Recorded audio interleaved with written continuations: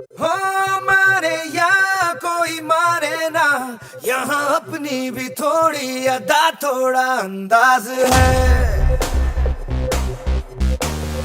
ऐसे हैं चाहे वैसे हैं, अरे जो भी हैं जैसे हैं, खुद पे हमें नाज है। जाने ना हमको ये जमाना, चाहो तो हमको आजमाना। यारबाज हम, जानसाज हम, इश्कबाज दिल वाले, कहते हैं हमको प्यार से इंडिया वाले। छू लेते दिल के तार से इंडिया वाले, हर जीत छीन ले हार से इंडिया वाले। दुश्मन के छक्के छुड़ा दे हम इंडिया वाले, दुश्मन के छक्के छुड़ा दे हम इंडिया वाले।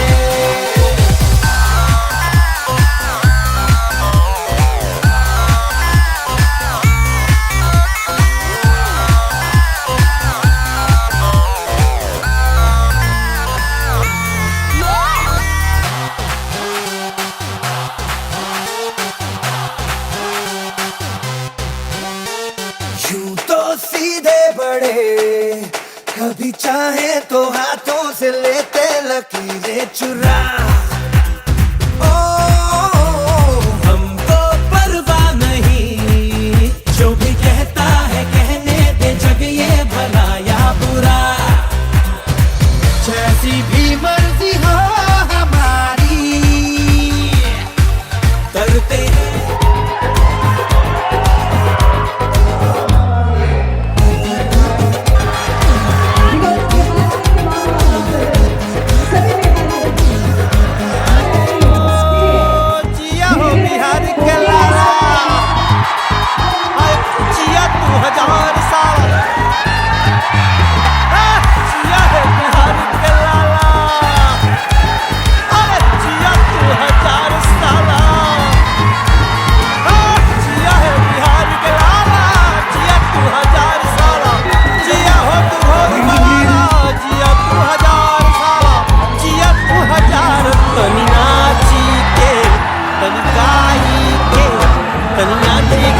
सबके मन बहलावन भैया, नाचे गाई सबके मन बहलावन।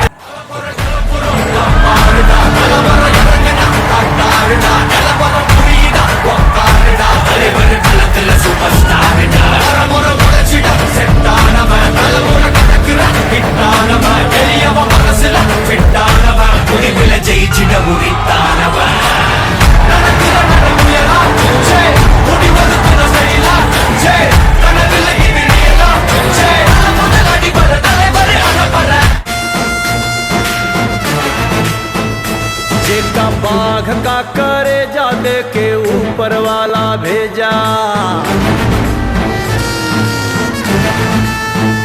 जेका बाघ का करे जा दे के ऊपर वाला भेजा। ओ काकाई डेरवाई गुनहगार नगरिया,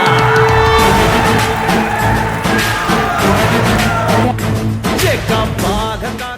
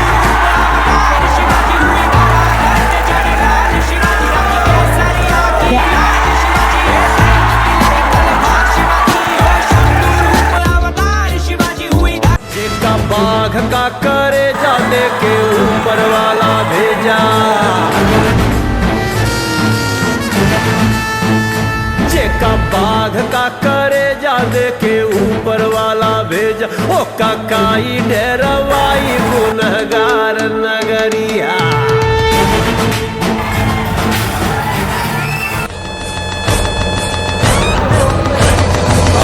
है प्रचंड बोले मस्तकों के झुंड, आज जंग की घड़ी की तुम गुहार दो। आन बान शान या की जान का हो दान, आज एक धनुष के बाण पे उतार दो। आनंद है प्रचंड बोले मस्तकों के झुंड, आज जंग की घड़ी की तुम गुहार दो। आन बान शान या की जान का हो दान, आज एक धनुष के बाण पे उतार दो। आरंभ है प्रचंड।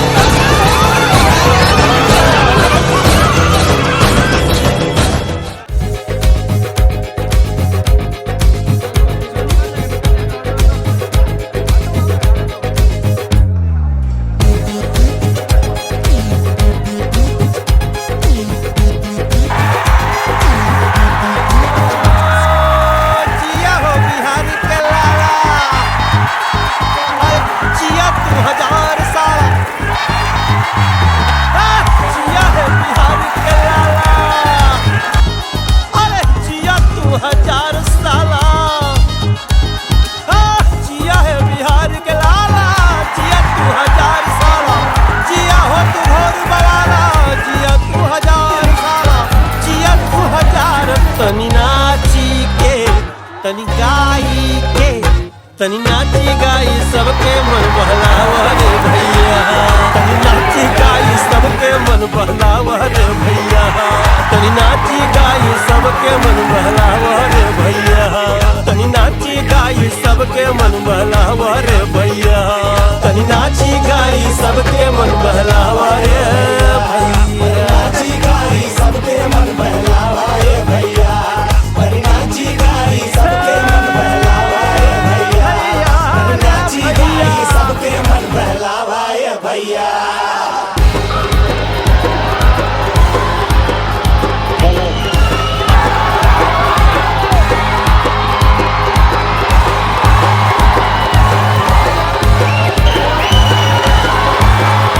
मैंने उनको जब देखा लोहा देखा, मैंने उनको जब देखा लोहा देखा, लोहे जैसे तपते देखा, ढलते देखा, ढलते देखा, मैंने उनको गोली जैसे चलते देखा।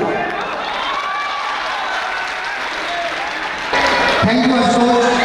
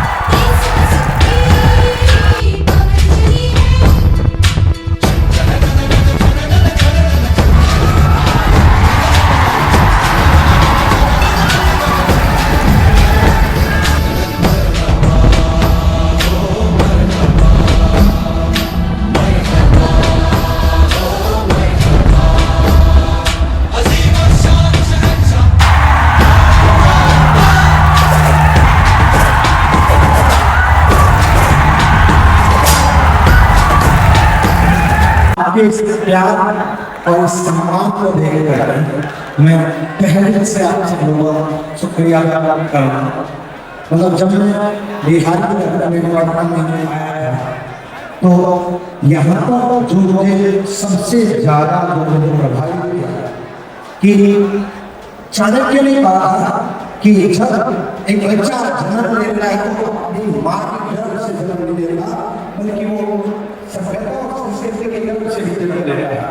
और बिहार के लोगों से मिलकर मुझे सबसे ज़्यादा प्रभावित किया वो इसी बात से किया कि बिहार के लोग अपनी सभ्यता और संस्कृति को कभी नहीं भूलते और वो जहाँ रहते हैं वहाँ पर भी अपनी सभ्यता और संस्कृति को फॉलो करते हैं। सच में आप लोगों को धन्यवाद प्रणाम करता हूँ और तहे दिल से आपका शुक्रिया अदा करता हूँ। कहे हम उतना कम है। जय हो, जय हो, जय हो। आजा आजा जिंद शामी आने के तले, आजा जरी वाले नीले आसमाने के तले। जय हो,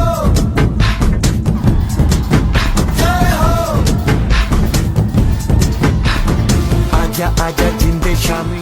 शुभं कुरुत्वं कल्याणम् आरोग्यं धनसम्पदः।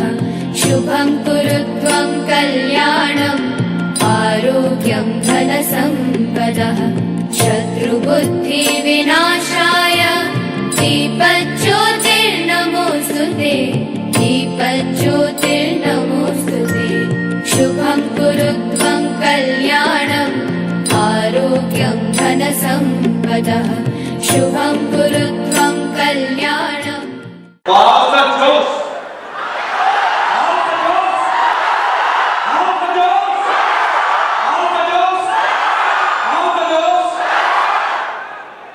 जलवा है और जलवा था, जलवा है और जलवा दबदबा था, दबदबा है। दोस्तों, जब हम शुरुआती दौर में सिलसिला शुरू हुआ तो मैं ही शायद आपके साथ एकदम रूबरू हुआ था। अब 1 मिनट के लिए हम सीधा उस मुद्दे पर आते हैं जिसके लिए हम सब लोग यहाँ आए हैं।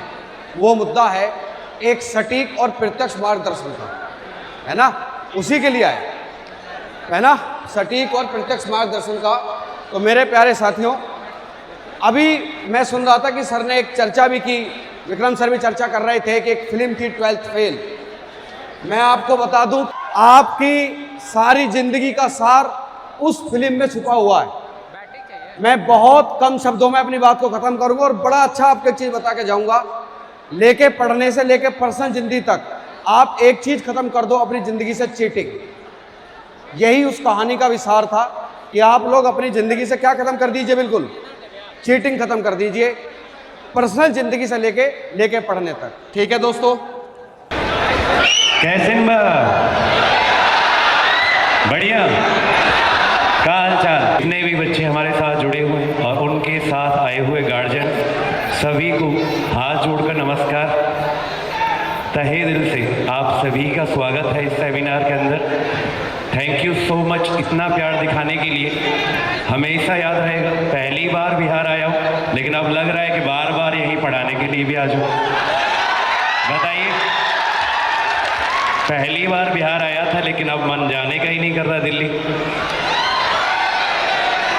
ये सोचा था मैंने बहुत पहले और ये सुना भी था कि बिहार में भूखा रहकर भी अतिथि का सम्मान किया जाता है। ये वो बिहार है जहाँ आज भी माँ बाप अपने बच्चों को, दादा दादी आज भी वो कहानियाँ सुनाया करते हैं और बच्चे बिना पैर छुए रात को सोते भी नहीं हैं। ये वही बिहार है। दिल की गहराइयों से धन्यवाद देना चाहूँगा कि आप यहाँ पर आए और इस रैंकर्स गुरुकुल परिवार के हम सब सदस्य हैं। और दूसरा, मैं आपसे यही कहना चाहूँगा कि भाई देखो, हम सब सामान्य परिवार के लोग हैं और सरकारी नौकरी हमारे लिए एक बहुत बड़ी चीज़ होती है। अगर हमें सरकारी नौकरी मिल जाए तो हमारे समाज में हमारा सम्मान होता है और हमारा समाज हमको बहुत अलग नज़रिए से देखता है अगर हमारे पास सरकारी नौकरी होती है। और आज के समय भाई सरकारी नौकरी अगर आप मेहनती हो तो आसानी से ले सकते हो। अगर आपके अंदर एक जज्बा है कि भाई मुझे सरकारी नौकरी लेनी है और मुझे अपने माता पिता का सपना पूरा करना है, तो उस जज्बे को आपको बरकरार रखना है, क्योंकि आपको पता ही है सरकारी नौकरी कोई ऐसा नहीं कि 1 महीने की तैयारी में मिल जाएगी, उसके लिए आपको लगातार पढ़ना पड़ेगा। कई बार ऐसा भी हो सकता है कि आप असफल हो सकते हो, उसके बाद भी जो है आपको लगातार लगना रहता है कि आने वाला एग्ज़ाम हमारा अच्छा हो जाए, अगर इस एग्ज़ाम में नहीं हुआ है। तो मैं बस यही कहना चाहूँगा आपसे कि भाई आप सब मेहनत करें, लगातार लगे रहें, और लगातार अगर आप लगे रहोगे तो सफलता आपको ज़रूर मिलेगी।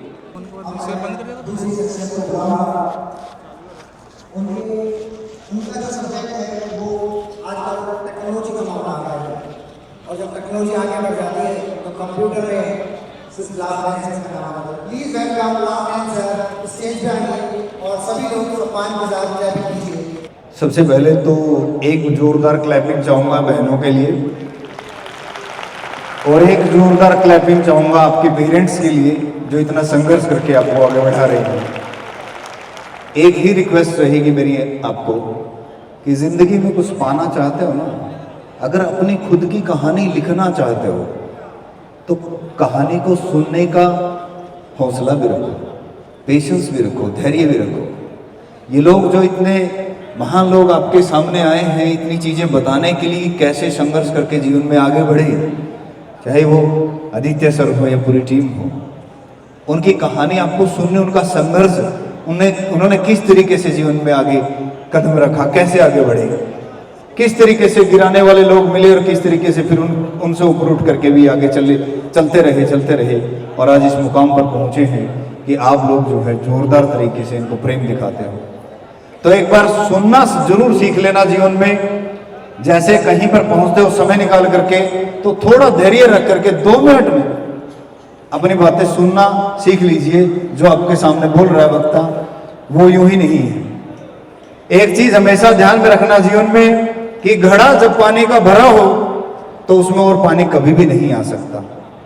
यानी कि अगर आपके पहले से ही विचार फुल हैं या फिर आप सुनना ही नहीं चाहते तो आपके दिमाग में कुछ भी चीजें एक्स्ट्रा जा ही नहीं सकती।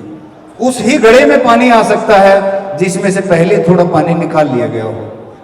यानी कि आपके दिमाग में अगर कुछ भी चीजें हैं तो उसको साइड में रख करके पहले वक्ता की बात को ध्यान से सुन लीजिए, तभी वो पानी का घड़ा भरेगा और तभी आप जीवन में आगे बढ़ोगे।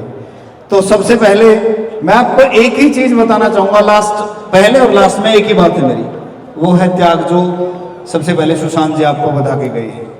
जब तक जीवन में किसी भी चीज का त्याग नहीं करोगे, जैसे अभी यहां बैठे हो, जैसे क्लास में बैठे होते हो और ध्यान कहीं और होता है, तो क्लास चल रही होती है सिर्फ मोबाइल पर और ध्यान कहीं और होता है, तो आप वो क्लास कभी याद रख ही नहीं सकते जीवन में। अगर आपने कोई ऑनलाइन क्लास पढ़ी है और आपको वो याद नहीं है तो वो दिन याद करो, बस उस टाइम आपका ध्यान ही नहीं था, क्लास में ध्यान ही नहीं था। अगर यहां पर बैठे हो और जो बोल रहा है उसको आप सुन नहीं पा रहे हो या उसके शब्द आपको याद नहीं है तो समझ लेना बस आपका ध्यान नहीं था। तो ये चीज आपको त्याग करनी पड़ेगी कि मुझे जो है ये कंसंट्रेशन जो है रखनी पड़ेगी और दूसरी चीजों का त्याग करना पड़ेगा।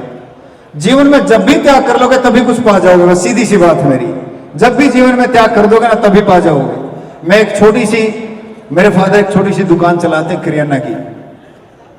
करियाना की दुकान चलाते हैं मेरे फादर, और मेरे ग्रेजुएशन के तुरंत बाद जब जबरदस्ती मैं कुछ करना चाहता था अपने जीवन में, लेकिन मेरे को बोला गया कि अब तो आप बच्चे संभालिए, शादी कर दी गई और दुकान पे बिठा दिया गया कि ये दुकान है विरासत में, आपको यही मिली है, ये चलाइए। 2-3 साल लगातार उस दुकान पे काम किया मैंने। मैं संतुष्ट नहीं था खुद जीवन में, मुझे कुछ करना था कि मुझे कुछ करना है जीवन में, मुझे आगे बढ़ना है, यहाँ नहीं रहना, ग्रेजुएशन नहीं करनी। किसी ने सलाह दी कि ये जो दुकान आप चलाते हो ये तो आप जब 40-50 साल के हो जाओगे तब भी तो चला सकते हो, अब जीवन में कुछ करके तो देख लो। तो ग्रेजुएशन की थी मैंने, और ग्रेजुएशन में अगर मेरे साथियों से किसी से पूछोगे मुझे कुछ भी नहीं आता था।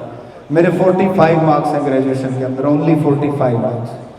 लेकिन जैसे ही मैं वहां से निकला एक ठान लिया कि मैंने अब कुछ करके दिखाना है, त्याग कर दिया मैंने, दुकान भी छोड़ दी कि मैं छोड़ देता हूँ, पैसे कहाँ से आएंगे, उधार ले लूंगा, कहीं से काम कर लूंगा मैं। साथ के साथ काम करता रहा और साथ के साथ अपनी स्टडी स्टार्ट कर दी, और वो भी कंप्यूटर की स्टडी स्टार्ट कर दी, इंग्लिश मीडियम में स्टार्ट कर दी।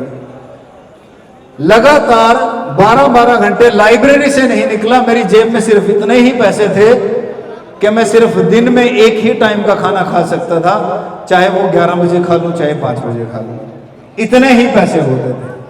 और चावल खा खा करके टाइम पास किया, लेकिन लाइब्रेरी से निकला नहीं और लगा रहा। अब आप ही स्टूडेंट हो, और मेरे साथ में रहने वाले जितने भी हैं जो मेरे साथ कॉलेज में होते थे, वो मिलकर के मेरे से 10 साल 15 साल बाद अब आकर के पूछते कि आपको इतनी नॉलेज हुई कैसे, आप तो बहुत ही पीछे रहा करते थे, 45 मार्क्स थे आपके। लेकिन मैं लाइब्रेरी से नहीं निकला। प्यारे बच्चों, आप त्याग करना सीख जाओगे ना जिस दिन जीवन में, उस दिन कुछ पा जाओगे। धन्यवाद, थैंक यू सो मच। कि हो गई है पीर पर्वत सी पिघलनी चाहिए, इस हिमालय से अब कोई गंगा निकलनी चाहिए। हर घड़ी हर पहर हर घर से अब किताबें थामकर अपना सिलेक्शन लेकर के ही दिखाना चाहिए। सिर्फ हंगामा खड़ा करना मेरा मकसद नहीं, रैंकर्स गुरुकुल की कोशिश है कि ये सूरत बदलनी चाहिए। और सुनो भाई, तेरे सीने में न सही मेरे सीने में सही, लगी वो आग कहीं हो, आग लगनी चाहिए। चलिए देखिए, मेहनत आप सभी कर रहे हैं, संघर्ष आप सभी कर रहे हैं। ये संघर्ष सबके जीवन में लगातार शुरू से बना हुआ है, चाहे 10वीं की परीक्षा हो, चाहे 12वीं की हो, चाहे उसके बाद बात करें कि अब आपके जीवन में असली परीक्षा शुरू हो चुकी है। कहते हैं, मैं आपको जैसे बायोलॉजी की क्लास में पढ़ाती हूँ, हमारे जितने भी भाई यहाँ पर बैठे हैं, जितने भी साथी यहाँ बैठे हैं, बायोलॉजी में एक लिवर सुना है सबने, यकृत। और मैं हमेशा कहती हूँ कि देखो, हमारे जितने भी घर के जिम्मेदार बड़े बालक हैं वो किसकी तरह हैं? यकृत की तरह हैं। क्यों? क्या कहते हो? क्योंकि उसकी जिम्मेदारियां बहुत होती हैं। आज आपके कंधों पर जो जिम्मेदारियां हैं, शायद उन्हीं को लेकर के आप आज इस मुकाम पर हो। और ये मैं भी यहाँ पर पूरे भरोसे के साथ कह सकती हूँ कि जो मेहनत आज आप कर रहे हैं, सिलेक्शन जरूर होकर रहेगा, क्योंकि सिलेक्टेड हैं और सिलेक्शन जरूर दिलाने वाले हैं। तो देखिए, ये जितना भी संघर्ष आप सभी लोग कर रहे हैं, डेफिनेटली इसमें बहुत सारी चीज़ें रहती हैं जहाँ पर आपको अपने घर परिवार से, अपनी परिस्थितियों से लड़ना होता है। कई साथी कहते हैं कि हमारी आर्थिक स्थिति ठीक नहीं है, कईयों को लगता है कि मैं नौकरी ज्वाइन करूं या सरकारी की तैयारी करते करते ही मेरा समय निकल जाएगा। लेकिन ये जो संघर्ष आज आप कर रहे हैं, ये जो जीवन की परिस्थिति में आज आप हैं, डेफिनेटली अगर आज आपने अपनी इस मेहनत को कायम रखा तो एक न एक दिन सिलेक्शन ज़रूर होकर रहेगा। और इसी के साथ एक लाइन देखिए, मैं अपनी बहनों के लिए भी यहाँ कहना चाहूँगी, जो बहुत प्यार से हमारे लिए आज यहाँ पर आई हैं। और बहनों के साथ साथ उनके सभी माता पिताओं से आज मेरी एक रिक्वेस्ट, एक गुजारिश यहाँ रहेगी। कई बहनें ऐसी होती हैं जो कि पढ़ना चाहती हैं, वाकई में अपने सिलेक्शन लेना, कुछ अपने मुकाम पर हासिल करना चाहती हैं। मैं आज जो भी हूँ शायद अपने माता पिता की वजह से हूँ, और डेफिनेटली मैं उन सभी माता पिताओं से हाथ जोड़कर एक विनम्र विनती करना चाहूँगी कि अगर आपकी बेटियां, अगर आपकी पुत्रियां पढ़ना चाहती हैं तो उन्हें पीछे मत रखिए। सिर्फ लड़कियों की शादी करा देना ही एक मकसद नहीं है, उन्हें आगे बढ़ने दीजिए, क्योंकि भारत इतना विकसित हो चुका है कि सिर्फ आज महिलाएं ही नहीं, पुरुष ही नहीं, हर कोई अपने लेवल पर बहुत आगे बढ़ चुका है और सिलेक्शन लेकर दिखा रहा है। तो ये मेरी सभी बहनों के लिए, जितनी भी आज यहाँ पर आई हैं, जितना भी प्यार आप सभी ने दिया है उनके माता पिताओं से, और आप सभी से कहूँगी, हिम्मत कभी मत हारना, क्योंकि देखो, बेटियों का ना घर नहीं होता, उन्हें अपना घर बनाना पड़ता है। क्या कहते हो भाई? तो इसी के साथ सभी भाइयों, सभी बहनों से कहूँगी, अभी पूरी टीम हमारे साथ यहाँ पर है और आप सभी से बहुत कुछ कहना चाह रही है। इसके लिए आज के इस, मैं अपनी बातों को यहीं तक रखूँगी, लेकिन आप सबके इस प्यार के लिए तहे दिल से आभार और धन्यवाद। दोस्तों, मैं धर्मेंद्र डागर आप सभी का स्वागत करता हूं आपके और मेरे पटना में। जैसे आते ही मैंने कहा था कि भाई आपके दिमाग में क्या पता ये डाउट भी आ जाए कि गुरुजी आपका पटना कैसे हुआ, तो मैंने एक जवाब दिया था आपको कि अगर आप मेरे हो तो ये पटना भी तो मेरा हुआ ना, कहा था या नहीं? तो क्या ये गलत थी बात या सही थी? अरे सही थी या गलत थी? आवाज नहीं आई। सही बात थी या गलत? तो प्यारे भाई, आपने रैंकर्स गुरुकुल के अलावा एक नाम और भी सुना होगा, आरजी स्टेट एग्जाम्स। सुना है या नहीं सुना है? अगर नहीं सुना है तो अब सुन लीजिए ध्यान से। क्या नाम बताया मैंने? RG state exams. और सबसे बड़ा पॉइंट ये है आपका और मेरा जो कॉमन पॉइंट है कि जिस प्रकार से आप जमीन से जुड़े हुए इंसान हो, उसी प्रकार से मेरे प्यारे दोस्त मैं भी इस जमीन से ही जुड़ा हुआ इंसान हूं। अगर आपके पिता मजदूर या किसान हैं तो मेरे पिता भी एक किसान हैं। और अगर मैं अभी की बात करूं ना भाई, कब की बात? अभी की, तो वो शायद कहां पर मिलेंगे? खेत में मिलेंगे। क्या आपके पिता, आपकी माता अभी भी आप लोगों की परवरिश करने के लिए खेती, किसानी या मजदूरी करते हैं? नहीं करते हैं? क्या आपने अपनी परवरिश अपने आप किया? आपके पिता ने किया आपकी परवरिश? अरे एक पिता के लिए आपके मुंह से आवाज नहीं निकल रही? नहीं भाई, मजा नहीं आया। मतलब अपने पिता पर ही प्राउड नहीं है आपको। एक क्लैपिंग अपने पिता के लिए होनी चाहिए प्यारे दोस्त, जबरदस्त।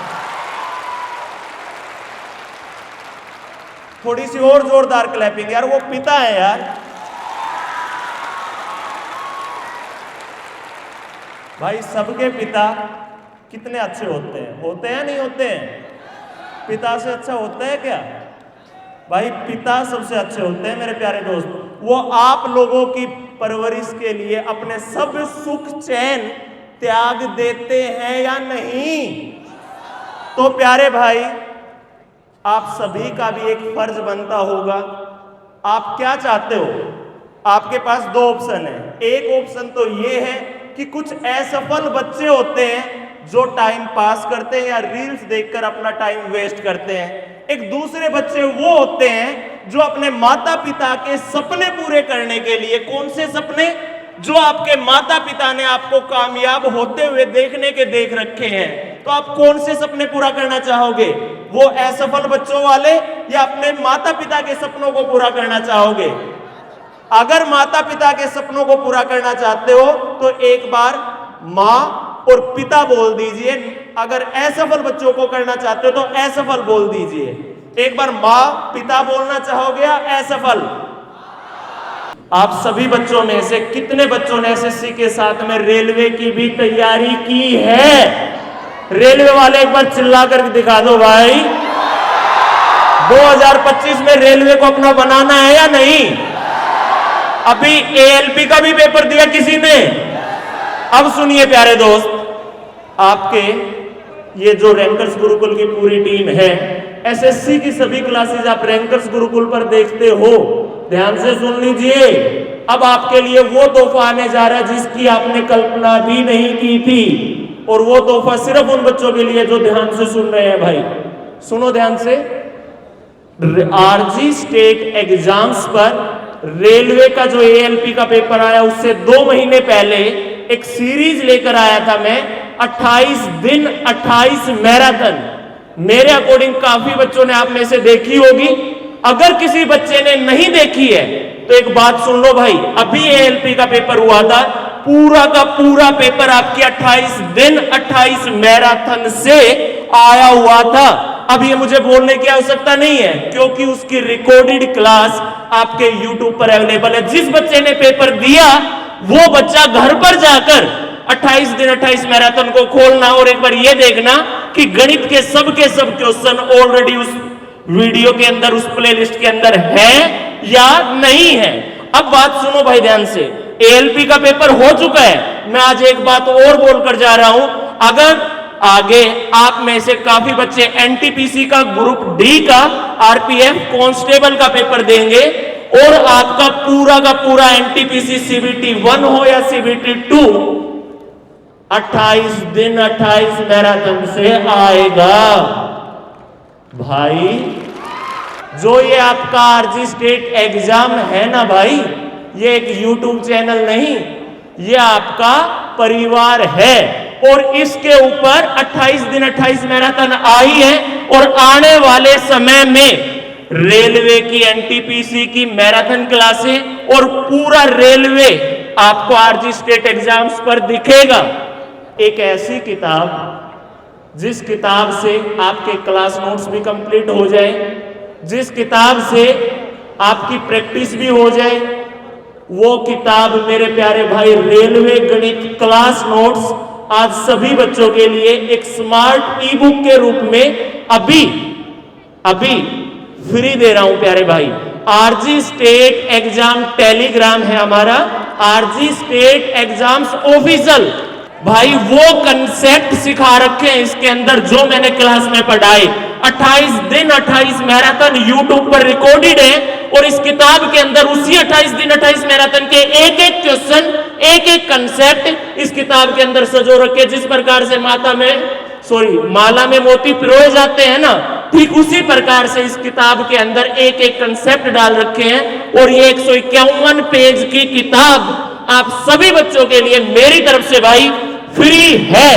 और आने वाले समय में आरजी स्टेट एग्जाम्स पर रेलवे के लिए बेहतरीन से बेहतरीन वो कंटेंट आता रहेगा कि आप बोलोगे गुरुजी कंटेंट नहीं है, कंटेंट में से क्रीम निकाल दी गई है। उनसे बहुत बहुत धन्यवाद सभी बच्चों को। जय हिंद।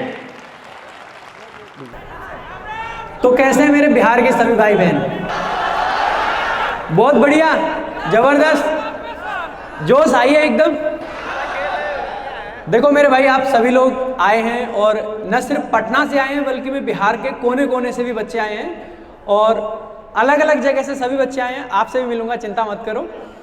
बाकी अभी बस एक दो बातें मैं जो बताना चाहूँगा। सबसे पहले तो एक बात समझो, जो आप आए हैं, ये जो चेहरे हैं ये आप डेली यूट्यूब पे देख रहे होंगे। यहाँ पे आने का जो पर्पस था वो एकमात्र ये था कि जब फेस टू फेस हम बच्चों के सामने जाते हैं, बच्चों के चेहरे देखते हैं, उनके चेहरे पे जो एक्सप्रेशंस देखते हैं, जो चेहरे पे एक झलक दिखती है ना कि बच्चा चाहता क्या है, उस बच्चे की चाहत के हिसाब से हम उस बच्चे को गाइड कर पाए, उसको बहुत सारी बातें बता पाए। बस उसी पर्पस के साथ आए हैं और वही करने वाले हैं।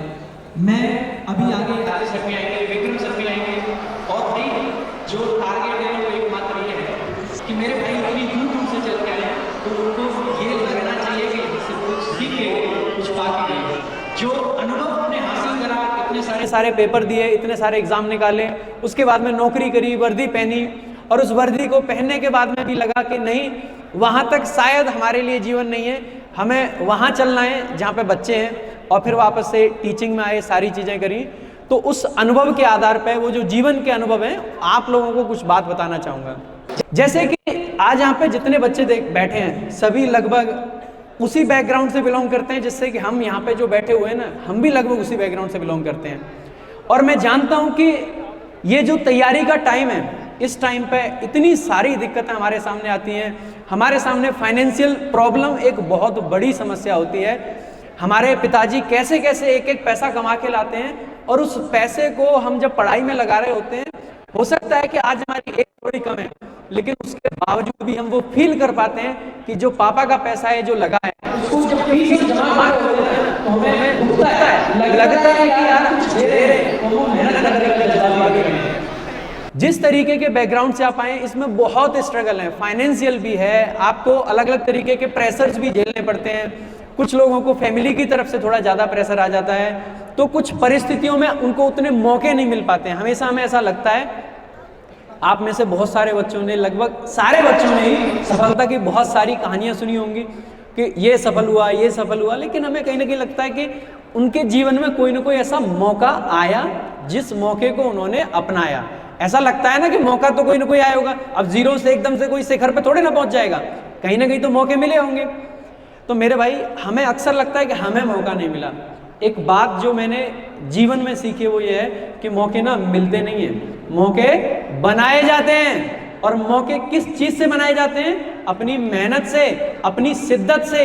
जो हम आज कर दिखाने का जज्बा रखते हैं ना, वो जज्बा ही है जो मौके भी बनाएगा और हमें उस शिखर तक लेके जाएगा। कुछ क्वेश्चन आता है कि सर बहुत दिक्कतें हैं, बहुत स्ट्रगल है, आप एक बात बताइए, आपको बनना क्या है? इंस्पेक्टर। तो आपको क्या लगता है कि बिना स्ट्रगल के बन जाओगे? और अगर बिना स्ट्रगल के बन जाओगे तो फिर सब ना बन जाएंगे भाई। जैसे आप में से कुछ बच्चों का ना एक बहुत कॉमन सा क्वेश्चन, अच्छा आप खुद ही बताओ, आप में से कितने बच्चे ऐसे हैं जिनको पढ़ने में ना उतना मजा नहीं आता, मतलब मन उतना नहीं लगता, मन बीच में भटक जाता हुआ है ना। ज्यादातर लोग शर्माते शर्माते से, लेकिन हाथ तो जरूर उठाते हैं। आपको क्या लगता है जब आपकी मम्मी, हमारी मम्मी किचन में बर्तन धोती है, मम्मी को मजा आता है? बर्तनों की आवाज इतनी मधुर होती है कि कानों में बड़ा मजा आ रहा होता है? नहीं ना। जब पापा हमारे जब किसान हैं, फावड़ा लेके घर से निकलते हैं और जब फावड़ा वो ऐसे जमीन पर मारते हैं, ऊपर से धूप खिली हुई है, तो आपको क्या लगता है? मजा आता है। लेकिन करते हैं ना मेरे भाई, पता है क्यों करते हैं? क्योंकि उनके पास में ना कोई ये सुनने वाला नहीं है जिसको वो जाके ये कह सकें कि ना अब मजा नहीं आ रहा है। उनको पता है कि अगर वो फावड़ा नहीं चलाएंगे तो जो घर में उनका बच्चा बैठा हुआ है, जो घर में उनका परिवार है, उसका पेट कैसे पलेगा, वो बच्चा आगे कैसे बढ़ेगा। पेरेंट्स को लेके ना भाई, आज मेरी मम्मी यहाँ पे नहीं है लेकिन मेरी मम्मी ही यहाँ पे हैं, आदित्य सर की मम्मी यहाँ पे हैं। और मैं एक बात कहता हूँ कि जब भी मैं माँ को देखता हूँ तो मेरी आंखों में ऑटोमेटिकली आंसू भर आते हैं, क्योंकि ना पापा थोड़े ऐसे होते हैं कि काम में बिजी रहते हैं, सारे काम करते रहते हैं, सबका सारी चीज़ें देखनी है उनको। लेकिन माँ के पास में जब जब टाइम होता है ना, तो सबसे पहला सपना हमारी नौकरी का अगर कोई सजाता है ना, तो वो माँ सजाती है। मैंने ऐसे देखा है, जब मम्मी हमारी नॉर्मल एक चेन पहन रही होती है ना, जो सोने की नहीं होती है, और जब पड़ोस वाली चाची से वो कह रही होती है कि मैं सोने की जरूर पहनूंगी, अभी बेटे की फीस जानी है, और फीस जाने के बाद में जब मेरा बेटा पढ़ के और कुछ बन के दिखाएगा, ये सोने की चेन तो मैं उस दिन पहनूंगी, तो क्या लगता है आप पहनाओगे? अरे पहनाओगे कि नहीं? तो जो माँ के सपने हैं ना, बहुत छोटे छोटी चीजें होती हैं मेरे भाई, लेकिन बहुत जरूरत होती है हमें कि हम उस तरीके से मोटिवेशन लें और आगे बढ़ें। देखो, हमें अक्सर लगता है कि कुछ लोगों को लगता है कि किस्मत से सफलता मिल गई, कभी लोगों को लगता है कि यार मेरी ना किस्मत इतनी खराब है कि मेरा, ये तो बहुत सारे लोगों को लगता ही होगा कि किस्मत बहुत खराब है। लेकिन भाई एक बात बताऊंगा, किस्मत, आप खुद बताइए, क्या सफलता किस्मत पे निर्भर करती है? नहीं करती। क्योंकि अगर किस्मत पे करती ना तो लोग आराम से बैठ के खाते और सफलता पाते, लेकिन नहीं करती। क्या सफलता सिर्फ ऐसा है कि बस तुक्का मार दो? वो भी नहीं है। लेकिन कई बार हमें यह भी लगता है कि बहुत मेहनत कर ली, सफलता तो मेहनत से भी नहीं मिली, तो सफलता मिलेगी किस चीज से? देखो, सफल होने के लिए अगर कोई एक ऐसा आविष्कार होता कि मैं आपको बता दूं कि भाई ये काम कर ले सफलता पक्की, तो आपको क्या लगता है इतने बड़े बड़े विद्वान रह गए, वो ये बात बता के ना चले गए होते, और हर आदमी आज वही काम ना कर रहा होता? क्योंकि सफलता सच में एक बात पे नहीं, आपकी सफलता निर्भर करती है कि आप खुद को समझें, अपनी परिस्थितियों को समझें, अपने माँ बाप, अपने पेरेंट्स को देखें, उनसे मोटिवेशन लें, भाई वो किस तरीके से काम करते हैं। रही बात मन नहीं लगता है, तो देखो उस चीज़ के लिए ना एक बहुत प्रैक्टिकल सी बात बताऊं आप लोगों को। अगर एक बात सोचना, अगर हर आदमी का पढ़ने में मन लगने लग जाए, सबका, जैसे खेलने में मन लगता है, गेम खेलने में, रील देखने में, तो आपको क्या लगता है जब पढ़ने में मन लगेगा तो सब पढ़ेंगे, और सब पढ़ेंगे तो सब सफल हो सकते हैं कभी जीवन में? कभी नहीं हो सकते, क्योंकि हर देश में एक वर्किंग क्लास भी चाहिए, हर तरीके के लोग चाहिए। तो भगवान ने ना इंसान का नेचर ऐसा बनाया है कि हर आदमी को ना मजा नहीं आएगा पढ़ने में।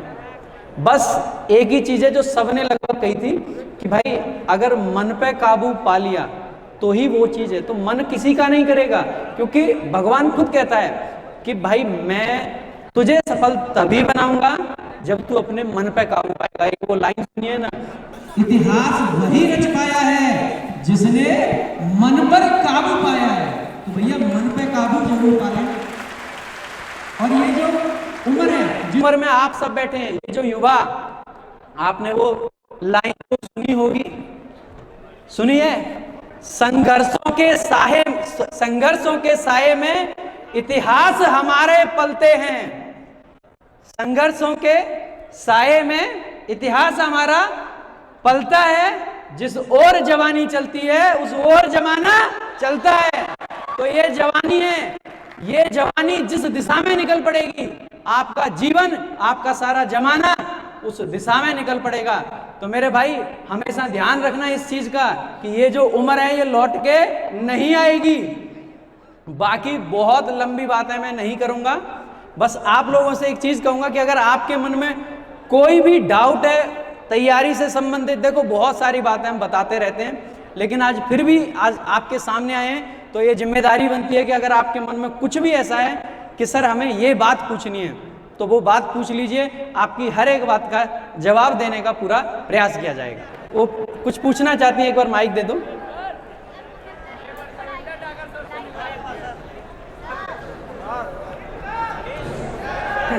हाँ जी, हमारी बहन कह रही है कि वोकैबुलरी रोज पढ़ाइए लाइव क्लास में। तो बिहार से जाके अगर सबसे पहला कोई काम करूंगा तो वो है कि सुबह 8 बजे वोकैबुलरी स्टार्ट कर दूंगा, ये पक्का वादा है। अब आप पूछ लीजिए। अच्छा, वोकैबुलरी याद नहीं होता, बार बार भूल जाते हैं। देखो तरीके बहुत सारे हैं, लेकिन उससे पहले एक चीज बता दूं, कभी भी आपको ऐसा लगता है कि ये चीज आपको याद नहीं होती तो एक चीज हमेशा ध्यान रखें, यहाँ पे जितने बैठे हैं ना लगभग 90% क्या 95-99% का यही डाउट है कि वोकैबुलरी याद नहीं होती। तो सब एक जैसे हैं। अगर ऐसा हो जाए कि एक बार पढ़ा और याद हो गया तो फिर तो ये जो साल हम कई बार कहते हैं ना कि तैयारी में 1 साल 1.5 साल 2 साल भी लग जाते हैं, 2.5 साल भी कई बार लग जाता है, तो वो इतना टाइम लगता कैसे है? क्योंकि एक एक चीज को बार बार पढ़ना पड़ेगा। कई बार हो सकता है कि कोई शब्द ऐसा है जो पहली बार पढ़ने से याद हो गया, कोई शब्द ऐसा है जिसको 5 बार पढ़ने की जरूरत पड़ी, तो कुछ शब्द ऐसे भी होंगे कि 5 बार पढ़ने के बाद याद नहीं हो रहे, फिर हम उनकी ट्रिक बनाते हैं, अपने माइंड में कोई कहानी सोचते हैं। तो एक नेमोनिक टेक्निक होती है जिसको मैंने पहले भी वोकैबुलरी पढ़ाई है, 51 दिन वोकैब चैलेंज नाम से एक सीरीज चलाई थी, उसमें बच्चों ने बहुत सारा प्यार दिखाया और भी कह भी रहे बच्चे। उसके अलावा भी रैंकर्स वोकैब करके हमने एक सीरीज चलाई थी जिसमें नेमोनिक्स के थ्रू ही हम पढ़ाते थे, कहानी बना के, किसी शब्द को फोटो के माध्यम से, तो किसी शब्द को किसी और चीज़ के माध्यम से, यानी कि अलग अलग तरीके से वोकैबुलरी को याद किया जा सकता है। वैसे तो मैं पढ़ाने वाला ही हूँ और आप सभी लोग जानते ही हैं, आपके पास में किताबें हैं, संजीवनी आप लोगों के पास में होगी, बढ़िया से मेहनत करके पढ़िए। जो शब्द याद नहीं होता है उस शब्द को ध्यान से देखिए। देखो पता है क्या होता है ना, सबसे तेज जो हमारी मेमोरी है वो होती है आँखों की। जो हम देख लेते हैं ना एक बार वो कभी भूलते नहीं है ना। जो हमने देखा होता है वो हजारों की भीड़ में बैठा हो ना तो वो अचानक से में एकदम से दूर से दिखाई देता है ना। कुछ लोग बड़े हंस रहे हैं, उनको लग रहा है कि कुछ ज़्यादा ही एक्सपीरियंस है इस चीज़ का, है ना, बहुत हंसी आ रही है। तो शब्द को देखिए, शब्द को देखने के बाद में उसको कोशिश करिए कि थोड़ा सा ब्रेक कर दिया जाए, तोड़ के अगर उसको हम याद करेंगे ना, कोई ऐसा शब्द देखिए जो हमें पहले से याद हो, उस शब्द से उसको रिलेट कर लीजिए। अगर कोई ऐसा शब्द नहीं है जिससे हम उसको मतलब रिलेट कर पा रहे हैं तो फिर आपको दूसरा काम ये करना है कि सिंपल उस शब्द से संबंधित कोई भी कहानी अपने माइंड में बना लीजिए। बड़ी चीज़ें थोड़ा जल्दी याद हो जाती है तो कहानी थोड़ा सा जल्दी याद हो जाती है। रामा दे दे माइक एक बार भाई। हाँ जी हाँ जी, आप लोग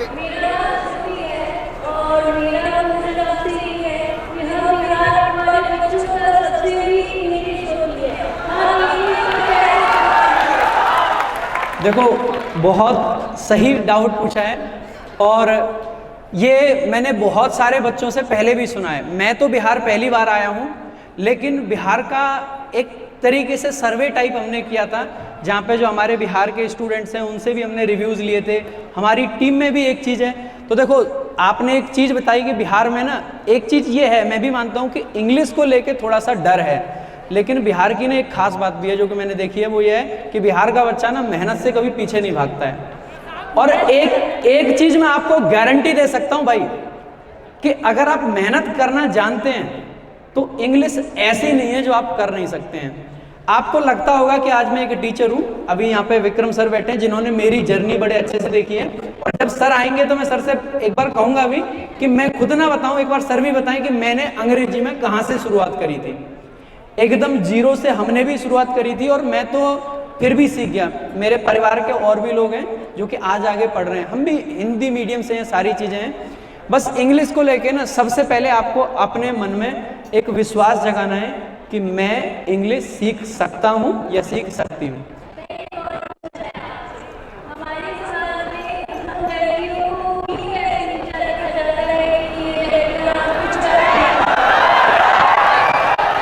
देखो, बहुत सारे सवाल ऐसे होते हैं जो पूरे समाज को लेके होते हैं, और वैसा ही आपका एक सवाल है। समाज की बात है और मैं बहुत ज़्यादा इस पर बात नहीं करूँगा।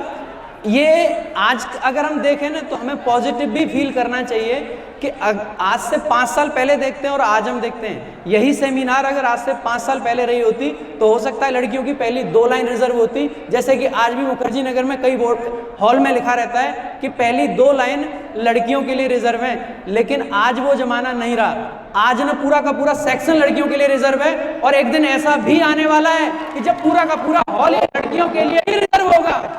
सभी के लिए।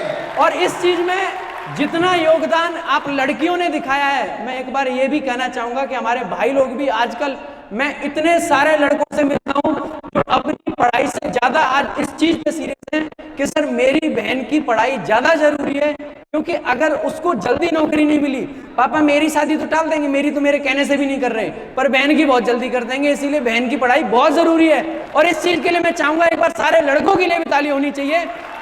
और बाकी आप लोग जितना मेहनत करते हो ना उसका कोई तोड़ नहीं है, आप आगे बहुत बढ़ोगे, बस अभी तो शुरुआत है। ठीक है, सभी लोगों का, मैं आज आप लोगों की तरफ से नहीं हूं, मैं आज इनकी तरफ से, ठीक है। तो मैं अपने देश की संस्कृति और बिहार के संस्कार से जोड़ करके 2 पंक्तियों में अपना भाव प्रकट करना चाहता हूं, जिससे आप मेरी कार्यशैली या परिचय भी समझ सकते हैं। अहिंसा के पुजारी हम जगत को बुद्ध देते हैं, अहिंसा के पुजारी हम जगत को बुद्ध देते हैं, मिलावट कुछ नहीं करते, जो देते हैं शुद्ध देते हैं।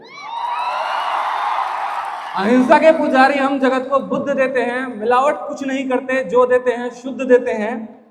हमारी शांति प्रियता को कायरता ना समझ लेना, अगर किसी ने युद्ध मांगा तो हम उसे युद्ध देते हैं। ये एक छोटा सा हमारे बिहार का परिचय है।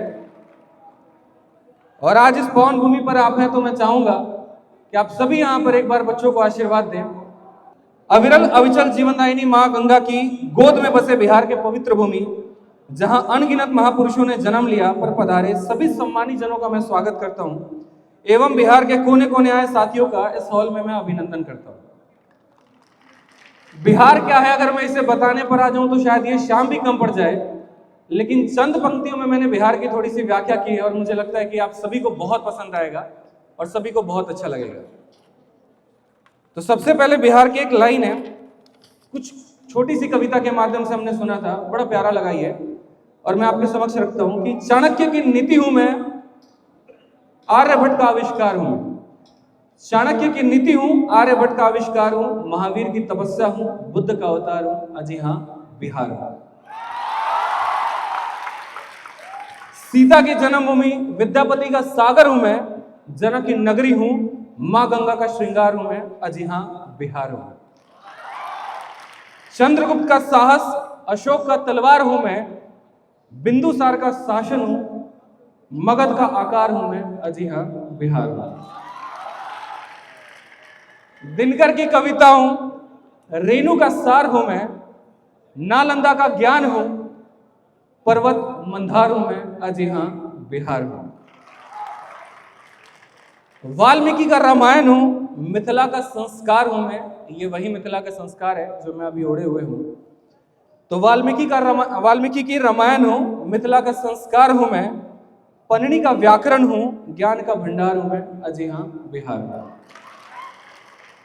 एक आखिरी पंक्ति है यहाँ पे, और शायद इनके बिना ये सपना पूरा नहीं हो पाता, शायद आज हम सभी आजाद नहीं हो पाते, तो उनके लिए हमने वक्त लिखा, ये लाइन हमने लिखी थी कि राजेंद्र का सपना हूं, गांधी की हुंकार हूं मैं, राजेंद्र का सपना हूं, गांधी की हुंकार हूं मैं, गोविंद सिंह का तेज हूं, कुंवर सिंह की ललकार हूं मैं, अजी हां बिहार हूं, अजी हां बिहार हूं। जय हिंद, जय बिहार।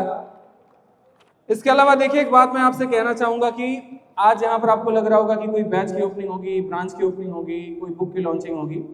मैंने शुरू में यहाँ पे एक बात कहा था कि इस मीटअप का जो उद्देश्य है कोई लॉन्चिंग नहीं है, यहाँ पर आपके करियर की लॉन्चिंग है। एक ऐसी उड़ान आज आप यहाँ से भरने वाले हैं जो शायद जीवन में बहुत काम आने वाली है, और मैं तब से इसी बात को लेकर के व्याकुल था कि जो हम कहने आए कहीं ऐसा ना हो कि आधे अधूरे बच्चे ही सुन पाएं और उन तक ये बातें पहुंच पाएं। हमने शुरू में ही कहा कि जितना इंपॉर्टेंट आपके लिए सेल्फी है ना, उतना इंपॉर्टेंट मेरे लिए आपको ज्ञान देना है, क्योंकि इस धरती का कर्ज है मेरे ऊपर में। इस बिहार से मैं कमा करके बहुत वक्त है उसको लौटाने का। और मैंने कहा भी कि एक शिक्षक होने के नाते मेरे पास में जो है वो मेरा ज्ञान है, जो मैं आपको दे सकता हूँ, जिसके दम पर आप आगे बढ़ सकते हैं और आप अपने भविष्य को उजागर कर सकते हैं, एक बहुत ही उजाला ला सकते हैं। तो समय की पाबंदी और संकल्पों की जंजीरों ने मेरे पैरों को ऐसे जकड़ा है कि मेरे अपने मुझसे शिकायत करने लगे हैं कि सर ऑनलाइन तो आपको देख पाते हैं, पढ़ पाते हैं, सुन पाते हैं, समझ पाते हैं, लेकिन कुछ बातें ऐसी हैं जो मिल करके आपसे ऑफलाइन कहनी है वो हो नहीं पाता है। यही उद्देश्य था इस मीटअप का कि यहाँ पर आए और हम आप लोगों से सारे टीचर्स मिल करके आप लोगों के साथ बातें कर पाएं और आपकी चीजों को शेयर कर पाएं। तो साथ ही सरकारी नौकरी के इस कुरुक्षेत्र में 3 से 4 प्रकार के नौजवानों की बटालियन मेरे सामने दिख रही है, ठीक है, जिसमें सबसे पहला यहाँ पर वो बटालियन है जो अभी तैयारी के क्षेत्र में अभी उतरा है, जिसको अभी ये नहीं पता कि ये सरकारी नौकरी होती क्या है। क्रेज सुन लिए, गांव में वो तैयारी कर रहा है सुन लिए, तो हम बढ़ गए शहर की तरफ में तैयारी करने, लेकिन अभी पता भी नहीं कि क्या है। दूसरा धड़ा यहाँ पर वो है जो तैयारी तो कर रहा है लेकिन उसको पता नहीं कि सही दिशा क्या है। और तीसरा यहाँ पर कुछ व्यक्ति ऐसे हो सकते हैं जिन्होंने हो सकता है पेपर 1 से 2 बार दिया हो, लेकिन उसमें असफलता मिली हो, तो सफलता के तरीके ढूंढ रहे हैं। आज हम तीनों बटालियन के लिए बहुत कुछ लेकर के आए अपने शब्दों में, जिसके माध्यम से हम आपको पूरी तरीके से बता पाएंगे कि क्या करना चाहिए जिससे आपको सफलता मिले यहाँ पे। लेकिन उसके पहले एक छोटी सी लाइन है मेरी तरफ से। तो इस परिप्रेक्ष्य में चर्चा शुरू करने से पहले एक लाइन मैं आपसे कहूंगा कि धुआं दर्द बयान करता है, राख कहानी छोड़ जाती है।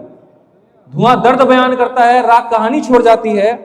किसी किसी की बड़ी बड़ी बातों में दम नहीं होता, किसी की खामोशी निशानी छोड़ जाती है। मैं वो आदित्य रंजन हूं जो आप लोगों के तरह 10वीं क्लास में घर से 40 किलो चावल, 30 किलो आटा, 10 किलो दाल लेकर के अपना 16 साल की उम्र में अपना घर छोड़ चला था। जैसे सपने आज आपके हैं कि हमें कुछ करना है, वैसे ही सपने मेरे भी थे, क्योंकि जिस क्षेत्र से मैं आता हूं उस क्षेत्र से यहाँ पर एक ही चीज होती है कि अगर पैसे है तो तुम IIT, बीटेक या बाकी चीजें करो, और नहीं है तो भैया एक ही काम करो, क्या है? सरकारी नौकरी। गाइडेंस की बहुत अभाव है।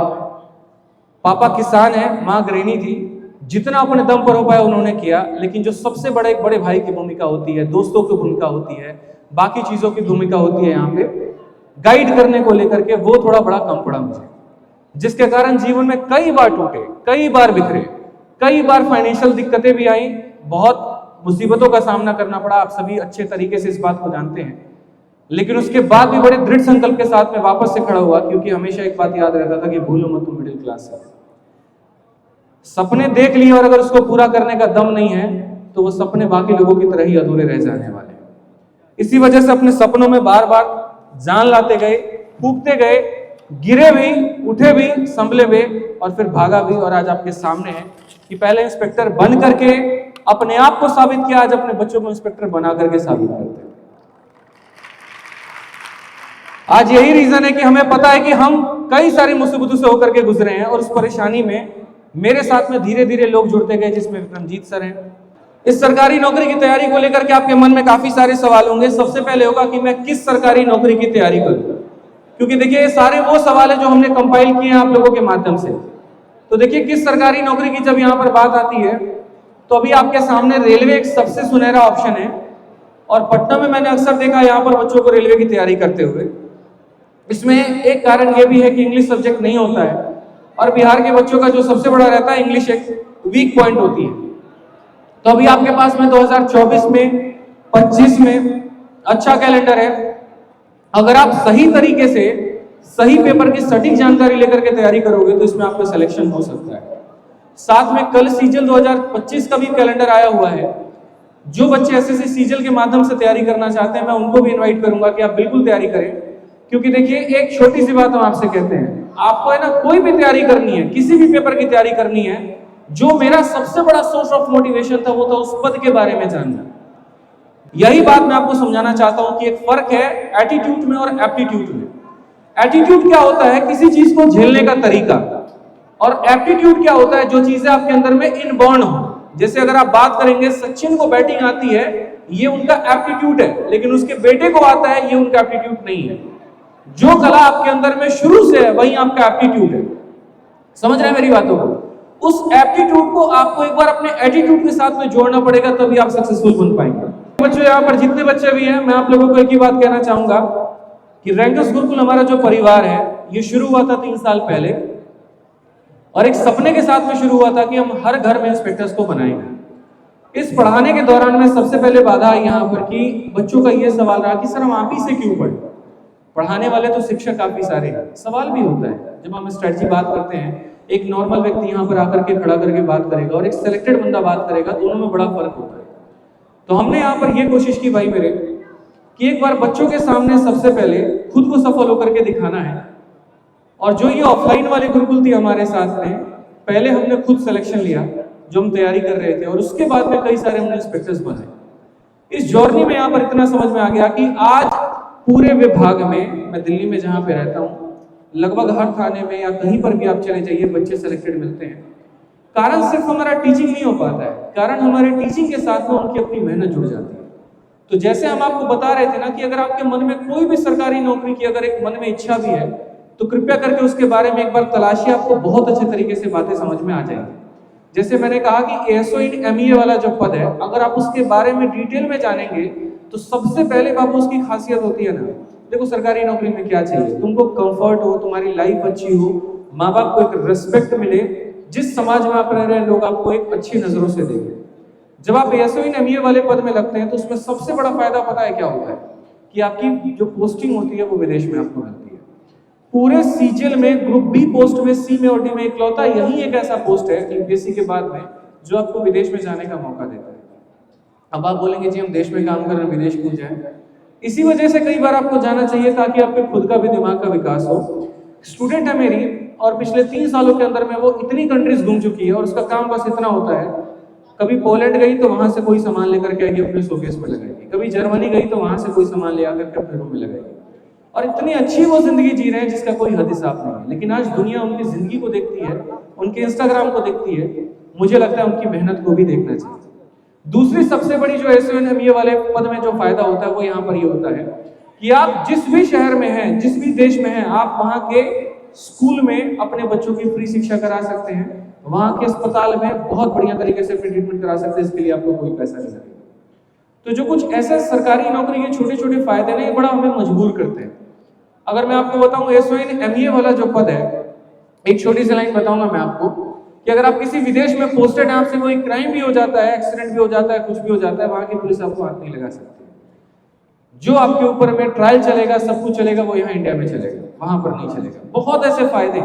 अभी आप S जयशंकर साहब को देखते हैं ना, कितने लोग S जयशंकर साहब के बारे में जानते हैं? अभी पाकिस्तान गए थे, पता है, एयरपोर्ट से उतरते क्या किया? अपना चश्मा उतार के काला चश्मा लगाया। ये उसी विदेश मंत्रालय के सबसे बड़े प्रमुख हैं। ऐसे कई सारे पद हैं, आप NTPC में देखेंगे, स्टेशन मास्टर का हो गया, सीजीएल में भी आप और बहुत सारे पदों को देखेंगे। और मैं आपको बोलता हूं कि ये सारे पद आप मेरे भाई हासिल कर सकते हो, समय सिर्फ और सिर्फ आपका 1 साल है और डेडिकेशन के साथ में। एक छोटी सी लाइन मैंने आप लोगों के लिए यहाँ पर लिखी थी, ठीक है, कि है कौन विघ्न ऐसा जग में टिक सके आदमी के मन में, मानो जब जोर लगाता है पत्थर भी पानी बन जाता है। अगर आप जोर लगाओगे ना तो ये सारी बाधाएं कुछ भी नहीं है आपके सामने। आपके सामने इतने प्यारे गुरुजन हैं, हर एक सब्जेक्ट के महारथी हैं, ये करंट अफेयर के एक सुपरस्टार जिनकी बहुत बढ़िया शानदार क्लास होती है, रीजनिंग के गुरु आपके सामने है जिन्होंने रीजनिंग को घुमा करके रख दिया और लगभग हर परीक्षा में बहुत ही शानदार तरीके से रीजनिंग बताया। जीएस के इतने बड़े ज्ञाता है दीपक सर, सुशांत सर, जिनके पास में बैठ करके मैं भी कुछ सुनना पसंद करता हूँ, क्योंकि मुझे लगता है कि सबसे बड़ी चीज जो आप सीख सकते हैं वो आपका ज्ञान है। इसको जितना बढ़ाएंगे ना आपका सम्मान उतना बढ़ेगा, सुनने वाले आपको उतने होंगे, जानने वाले आपको उतने होंगे। बिना ज्ञान का मेरे भाई कहीं पर आपका कोई वजूद नहीं है। ये बात ध्यान रखिएगा। इस पूरे जीवन की प्रक्रिया क्या है, आज जो आप बैठे हैं, ये लाइटिंग है, किस तरीके से मैं ये माइक से बोल पा रहा हूँ, ये सारी बातों को कनेक्ट करते हैं आपके अपने पुष्पेंद्र सर और राधिका मैम बहुत अच्छे तरीके से भी पढ़ाते हैं। तो मेरा मानना है यहाँ पर कि आप एक बार इनकी क्लासेस को देख करके बहुत अच्छे तरीके से सीखिए, समझिए, और हालांकि आप इन्हें जानते ही। बाकी विक्रमजीत सर भी आप लोगों को बहुत अच्छे तरीके से हमारे पूरे टीम का परिचय कराएंगे। और बहुत अच्छे तरीके से आपको ये भी बताएंगे कि कैसे, देखिए मैं अपनी सक्सेस आपको बता सकता हूं, लेकिन जो 10 साल 12 साल से पढ़ा रहे हैं, जिनके सामने ऐसे ऐसे स्टूडेंट आए जिनको कलम तक पकड़ना नहीं आता था, बोलना तक नहीं आता था, उनको अगर इन्होंने इंस्पेक्टर बनाया है तो कुछ तो खास बात इनके में भी होगी। तो एक बार सर के लिए भी जोरदार तालियां। बहुत अच्छे तरीके से सर भी आपको बताएंगे कि सिलेक्शन का जो असली मूल मंत्र होता है वो यहाँ पर क्या होता है। ठीक है, 2-3 बातें हैं मैं आप लोगों को ये कहना चाहूंगा। सबसे बड़ा सवाल होता है भाई कि टाइम टेबल कैसे बनाए। मेरे सामने ये सवाल बहुत बार आता है। तो देखो टाइम टेबल कैसे बनाए, उसके लिए ना आप अगर ये सोचोगे, बड़े खतरनाक लोग मैंने देखे, मैं आपको बता रहा हूँ। पता कैसे लिखते हैं? 6 बजे से 7 बजे उठेंगे, फोन पे बात करेंगे, बाबू सोना करेंगे, नाश्ता वाश्ता करके फिर उसके बाद तब पढ़ने जाएंगे। तो शेड्यूल में मेंटेन होता है, लिखते नहीं है, होता जरूर है। फिर 7 से 8 अपना करंट अफेयर, 8 से 10 अपना कुछ और, 10 से 12 अपना कुछ और। इसको शेड्यूल आप नहीं कह सकते। कारण आपको भी पता उसका नुकसान क्या है। गलती से अगर 10 बजे उठ गए तो बोलेंगे यार तेरी का दिमाग खराब हो गया यार, आज तो पढ़ा ही नहीं। अब बैठ के कोसे जा रहे हो 4 घंटे तक अपने आप को कोस रहे हो, काहे? तुम अपना शेड्यूल पूरा नहीं कर पाए। शेड्यूल बनाना है तो सही तरीका जो है वो यहाँ पर यह है कि अपने दिन के टारगेट को फिक्स कर लो। आप बिलीव नहीं करोगे, मेरे मोबाइल में आज भी डेली का शेड्यूल लिखता हूँ मैं रात को सोते वक्त में, कि कल सुबह जा करके मुझे ये क्लास लेनी है, मुझे ये नोट्स तैयार करने हैं, मुझे बुक के लिए ये चैप्टर लिखना है। और रात तक जाते जाते अपने सेटिस्फेक्शन लेवल को मैं वहां पर मापता हूँ। मैं आपसे भी बस इतना ही कहूंगा कि ये फर्जी शेड्यूल बनाने से बेहतर है कि अगर आप कर सकते हैं तो आप अपने टारगेट्स को लिखिए, क्योंकि उसको पूरा होने के बाद में आपको इंटरनल सेटिस्फेक्शन मिलेगा। देखो भाई, बिहार में जितनी ताकत भी है ना, शिक्षा के भाव में उतने अभाव भी, और इस अभाव को आप पूरा कर सकते हैं नए नए तरीके को अपना के। वक्त है आपको नए तरीके अपनाने के, नए स्ट्रेटजी अपनाने के, ताकि अगर कोई ग्रुप डी का भी सपना देख रहा है तो वो उसके आगे बढ़ पाए, कोई अगर एनटीपीसी का सपना देख रहा है तो उसके आगे बढ़ पाए, कोई सीजीएल तक अगर सपना देख रहा है तो मैं बोलूंगा तुम्हारे अंदर में साहस है, तुम्हें यूपीएससी करना चाहिए। इस बात को हमेशा ध्यान रखिए। ये सेमिनार का करने का मेरा उद्देश्य ही था कि आपके अंदर में एक छोटी सी ऊर्जा मैं भर पाऊं और आपको अपनी ताकत से मैं आपको पहचान करा पाऊं कि आप असाधारण नहीं है, आप साधारण नहीं, आपके अंदर में दम है, आपके अंदर में बात है, तभी आप यहाँ पर हैं। तो एक बार ताली जो होगी वो आप लोगों के लिए, खुद के लिए ताली करो।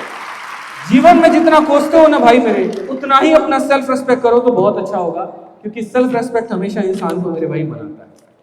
और मैं आज आप लोगों से एक ही बात कहना चाहूंगा, छोटी सी बात है जो मैं आप लोगों के अंदर में एक हुंकार भरना चाहूंगा आपकी तैयारी को लेकर के, कि जमीन जल चुकी है, आसमान बाकी है। जमीन जल चुकी है, आसमान बाकी है, सूखे कुएं तुम्हारा इम्तिहान बाकी है। जमीन जल चुकी है, आसमान बाकी है, सूखे कुएं तुम्हारा इम्तिहान बाकी है। बादलों का मतलब मेरे बच्चों, बरस जाओ सही समय पर, मेरे बच्चों बरस जाओ सही समय पर, तुम्हारे अपनों के भी बहुत से अरमान बाकी। तो मेहनत करना शुरू करो, क्योंकि आज जहां पर तुम हो, तुमसे आस लगाए तुम्हारे माँ बाप, तुम्हारा पूरा गांव सब है। और मैं हमेशा ये बात भी बोलता हूं, यहाँ पर एक लाइन आपके गांव के लिए भी लिखी थी मैंने, ठीक है, जो मैंने हमेशा पूरा भी किया। आज मेरे गांव के भी लोग काफी यहाँ पर हैं, ठीक है।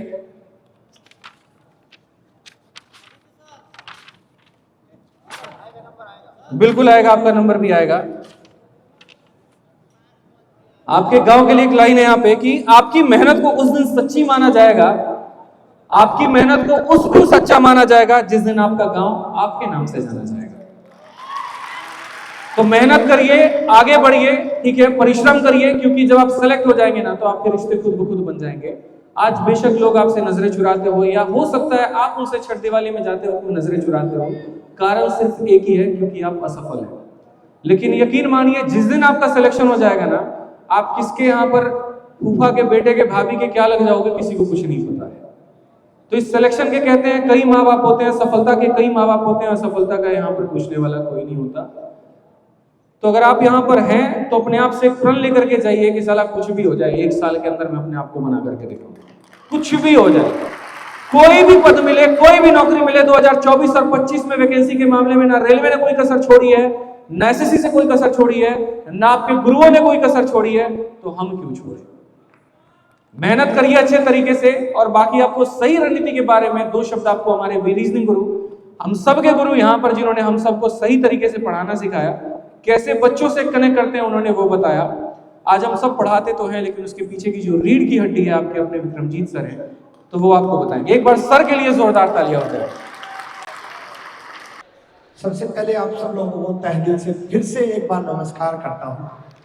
और बच्चे, मैं देखो सारे टीचर्स ने सिलेक्शन के लिए बात की, सरकारी नौकरी कैसे लेनी है उस बारे में बात की, लेकिन मैं आपसे एक चीज़ मांगने आया हूँ। क्या आप दोगे? मैं आपसे एक चीज़ मांगने आया हूँ। मैं आपसे सरकारी नौकरी, आपकी कामयाबी, उससे ज़्यादा मैं इस बिहार की धरती से कम 10 आदित्य रंजन मांगने आया हूँ। क्या आप दोगे? किसमें जज्बा है अगला आदित्य रंजन बनने का? किसमें जज्बा है? किसमें जज्बा है अगला प्रशांत सोलंकी बनने का? किसमें जज्बा है अगली राधिका मैम बनने की? और किसमें जज्बा है अगले पुष्पेंद्र सर बनने का? जितनी भी टीचर्स की मेरी टीम है वो वास्तव में सच में इतनी बेहतरीन है कि बच्चों के लिए सच में दिन रात एक करती है। तो मैं आप लोगों से ये उम्मीद रखता हूं कि जब मेरी जगह आदित्य रंजन सर या प्रशांत सोलंकी सर पहुंचे तब उनकी जगह आप में से कोई एक हो। लेकिन उसका रास्ता मैं आपको बता रहा हूं। तैयार हो? बहुत सारे स्टूडेंट के सपने बहुत बड़े होते हैं, लेकिन अगर सपने बड़े हैं ना तो काम भी बड़ा करना होगा। आदित्य रंजन सर बनने के लिए तैयार हो? पक्का? तो अगर आप तैयार हो तो सबसे पहले आदित्य रंजन सर इंस्पेक्टर बने थे, तो आप भी पहले इंस्पेक्टर बन के दिखाओ। पूरा प्रॉमिस है। देखो आदित्य रंजन सर की जो जर्नी थी वो पहले इंस्पेक्टर बने और इंस्पेक्टर बनने के बाद वो टीचर बने। तो आप लोगों के सपने हम लोगों को देख के सबसे पहले, मैं पिछले 12 साल से पढ़ा रहा हूँ और 12 साल से पढ़ाते वक्त मैंने एक ही एक्सपीरियंस लिया है कि बहुत सारे बच्चों के मन में ये सपना होता है कि ये स्टार वाली फीलिंग, ये चीज़ें इस तरीके से फैन फॉलोइंग हमारी भी हो। बहुत सारे लोगों का सपना होता है और आज भी कई लोगों का सपना बनेगा। लेकिन मैं एक वादा करता हूँ कि आपके सपने के लिए पूरा करने के लिए मैंने जिस तरीके से अपनी टीम का साथ दिया उसी तरीके से आपका भी साथ दूंगा। लेकिन जिस तरीके से मेरी टीम ने मेहनत की उस तरीके से आपको भी मेहनत करनी पड़ेगी। सबसे पहले आपको सिलेक्शन ला के दिखाना होगा, सिलेक्शन के बाद मेरे से मिल करके दिखाना, सिलेक्शन ला करके दिखाना होगा। बच्चा, मैं आपको एक बात बताऊं, कामयाबी बहुत जल्दी ले लो, कामयाबी बहुत जल्दी ले लो। ये जल्दी क्यों बोल रहा हूँ? सच बता रहा हूँ कि कामयाबी बहुत जल्दी लेना बहुत जरूरी है। उसकी एक वजह बता रहा हूँ कि अरे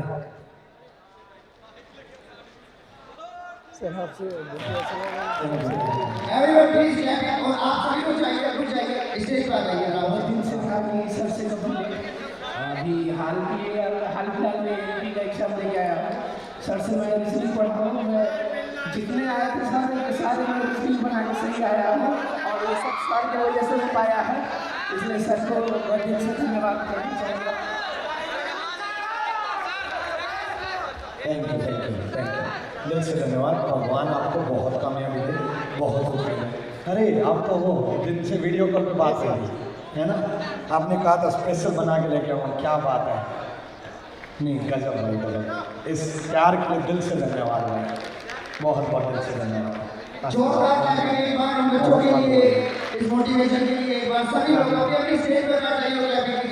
मजा तो बच्चे बात चली थी बहुत जल्दी कामयाबी लेने की, उसकी एक वजह बताता हूँ। देखो आज आदित्य रंजन सर के पिताजी, आज आदित्य रंजन सर की मम्मी बैठे हुए, मुझे बहुत खुशी है कि उनसे मेरे को उतना ही प्यार मिलता है जितना मेरे को अपने मम्मी पापा से मिला है। लेकिन आप लोगों को एक बात बताऊं, सच में जल्दी कामयाबी लेना इसलिए ज़रूरी है क्योंकि आज जो ये मंजर है, आज जो ये कामयाबी है, आज ये जो कामयाबी देखने के लिए आज मेरे पिताजी इस दुनिया में नहीं है, इसलिए जल्दी कामयाबी लेनी चाहिए। बच्चे, आपके माँ बाप बड़े हो रहे हैं, बूढ़े हो रहे हैं, उनके बुढ़ापे से पहले आपकी कामयाबी मिलनी जरूरी है। आज मेरी माँ इतनी बूढ़ी हो चुकी कि मैं उनको पटना लेकर के नहीं लेके आ पाया, तो इसलिए मुझे लगा कि कामयाबी जल्दी लेना बहुत जरूरी है। बच्चे, आपके माँ बाप ने बहुत मेहनत की है, लिटरली आपके माँ बाप ने इतनी मेहनत की है ना, कभी अपने माँ बाप के जाकर के आज घर जाकर के सबसे पहले अपने माँ बाप के हाथ पकड़ना और उनके हाथों की लकीरें देखना, उनके हाथों की कंडीशन देखना, काम कर करके उनके हाथों की कंडीशन से आपको समझ में आ जाएगा कि आपके माँ बाप ने कितनी मेहनत की है। इसलिए बच्चे जल्दी, बहुत जल्दी मेहनत जरूर, बहुत जल्दी मेहनत करके जल्दी कामयाब लेना जरूरी है। और मुझे बहुत खुशी होती है कि आदित्य रंजन सर ने, प्रशांत सर ने बहुत जल्दी कामयाबी ली। इस वजह से मैं आपको कह रहा हूँ कि आपको बोला कि सबसे पहले इंस्पेक्टर बन के दिखाओ, ये बहुत ज्यादा जरूरी है। एक कहानी मैं आपको सुनाना चाहूंगा कि एक बार एक बच्चा जिद करता है घर पर, पिताजी को बोलता है कि पिताजी मेले में ले चलो, पिताजी मेले में ले चलो, पिताजी मेले में ले चलो। और जब पिताजी उसको मेले में लेकर के जाते हैं तो बच्चा छोटा होता है और वो मेले की भीड़ में सिर्फ लोगों के पैर देख पाता है, लोगों की भीड़ में वो सिर्फ पैर देख पाता, मेला देख ही नहीं पाता। और वहां जाकर के बच्चा बोलता है कि पिताजी घर ले चलो, पिताजी घर ले चलो। जब पिताजी कहते हैं कि घर पे तो तू जिद कर रहा था कि मेले में ले चलो, फिर उसके बाद बच्चा बोलता है कि नहीं पिताजी घर ही ले चलो। तो घर ले जाते वक्त पिताजी ने उस बच्चे को कंधे पर उठा लिया और जैसे ही पिताजी ने उस बच्चे को कंधे पर उठाया, बच्चे ने पूरा मेला देखा, बच्चे ने झूले देखे, बच्चे ने जोकर देखे, बच्चे ने खिलौने देखे, बच्चे ने बहुत सारे आइटम देखे, बहुत सारी चीजें देखी, पूरा मेला देखा। और वो मेला देखने के बाद इतना खुश हो गया।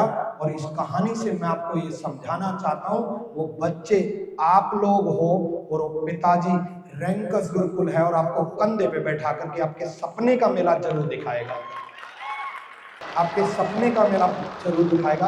क्योंकि रैंकस गुरुकुल की टीम इतनी बेहतरीन तरीके से काम कर रही है आप लोगों के लिए। कमाल का मैथ्स, कमाल की इंग्लिश, कमाल की पूरी जीएस टीम। अरे हम दावे के साथ क्यों बोलते हैं कि हमारी जीएस टीम सबसे बेहतरीन कंटेंट और सबसे एक्सपीरियंस्ड फैकल्टी है, कमाल की नॉलेज है। आप दीपक सर को देखो, आप सुशांत सर को देखो, कितनी नॉलेज है, हर सब्जेक्ट की नॉलेज है। उसके बाद भी, हर सब्जेक्ट की नॉलेज होने के बाद भी एक चीज देखने को मिली, मैंने कई ऐसे टीचर देखे जो एक ही टीचर सारे सब्जेक्ट पढ़ा देते हैं, एक ही टीचर सारे सब्जेक्ट दीपक सर भी पढ़ा सकते हैं, एक ही टीचर सारे सब्जेक्ट सुशांत सर भी पढ़ा सकते हैं। लेकिन हमने ये वादा किया कि जिस सब्जेक्ट के परफेक्शनिस्ट जो हैं वो उसी सब्जेक्ट को पढ़ाएंगे।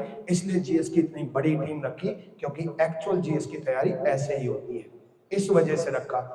और ना केवल रैंकस गुरुकुल बल्कि स्टेट एग्जाम और रेलवे के लिए, रेलवे की तैयारी कौन कौन कर रहा है? बहुत बढ़िया। रेलवे के लिए आरजी स्टेट एग्जाम परिवार भी उसी मेहनत से लगा हुआ है, उसी मेहनत से, उसी डेडिकेशन से आपके साथ लगा हुआ है। और एक बात बताऊं, रैंकस गुरुकुल की शुरुआत एक कैंपस के तौर पे हुई है। कैंपस के बारे में कौन कौन जानता है? तो एक बात बताऊं, अगर आप में सच में जज्बा है ना कामयाबी लेने का, तो आज रात घर जाना, सामान पैक करना और ट्रेन पकड़ लेना दिल्ली की, और दिल्ली की ट्रेन पकड़ के कैंपस में आ जाना।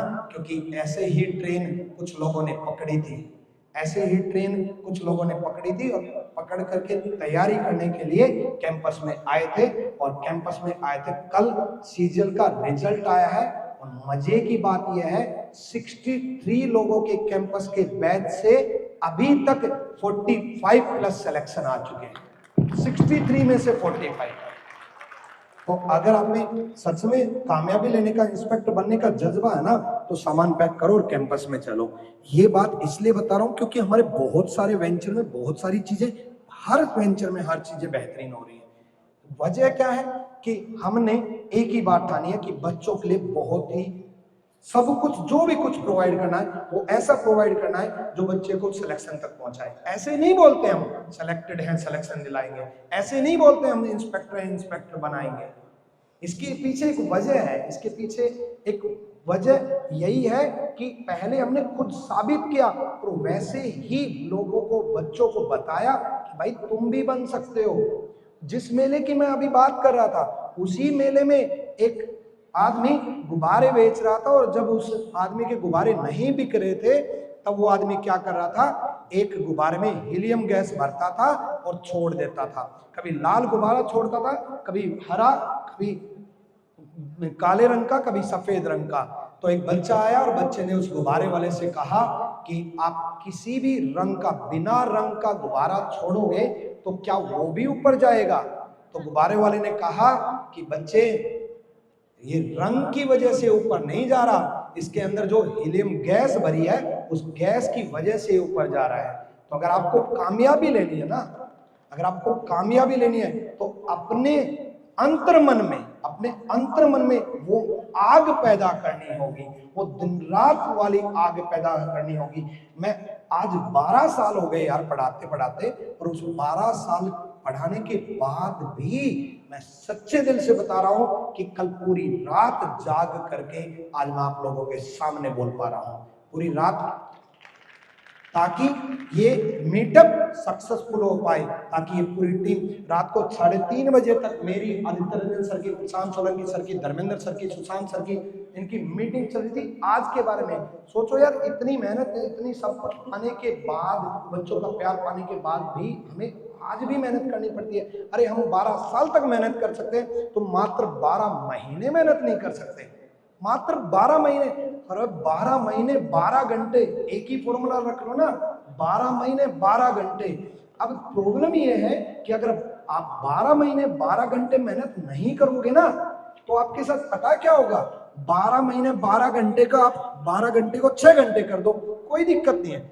घंटों को आधा कर दो, 12 घंटे की जगह 6 घंटे कर दो, कोई दिक्कत नहीं है। कामयाबी भी बोलेगी 12 महीने की जगह जब आपने आधा किया, तो कामयाबी भी यही बोलेगी कि समय डबल हो जाएगा, 12 महीने की जगह 24 महीने लग जाएंगे। इसी वजह से किसी को 24 महीने, किसी को 36 महीने लगते हैं। बच्चे, आप लोग अगर अभी मेहनत नहीं कर पाए और अभी दिन रात, आज एक बात मन में ठान के चलना कि आज से, मैंने भले ही पहले मेहनत की हो या नहीं की हो, मैंने जीवन में कुछ भी किया हो सकता आप में से कुछ लोग ऐसे हों जिन्होंने बहुत सारी पार्टियां की हैं, दोस्ती की है, यारी दोस्ती निभाई है ना? ऐसे कौन कौन है?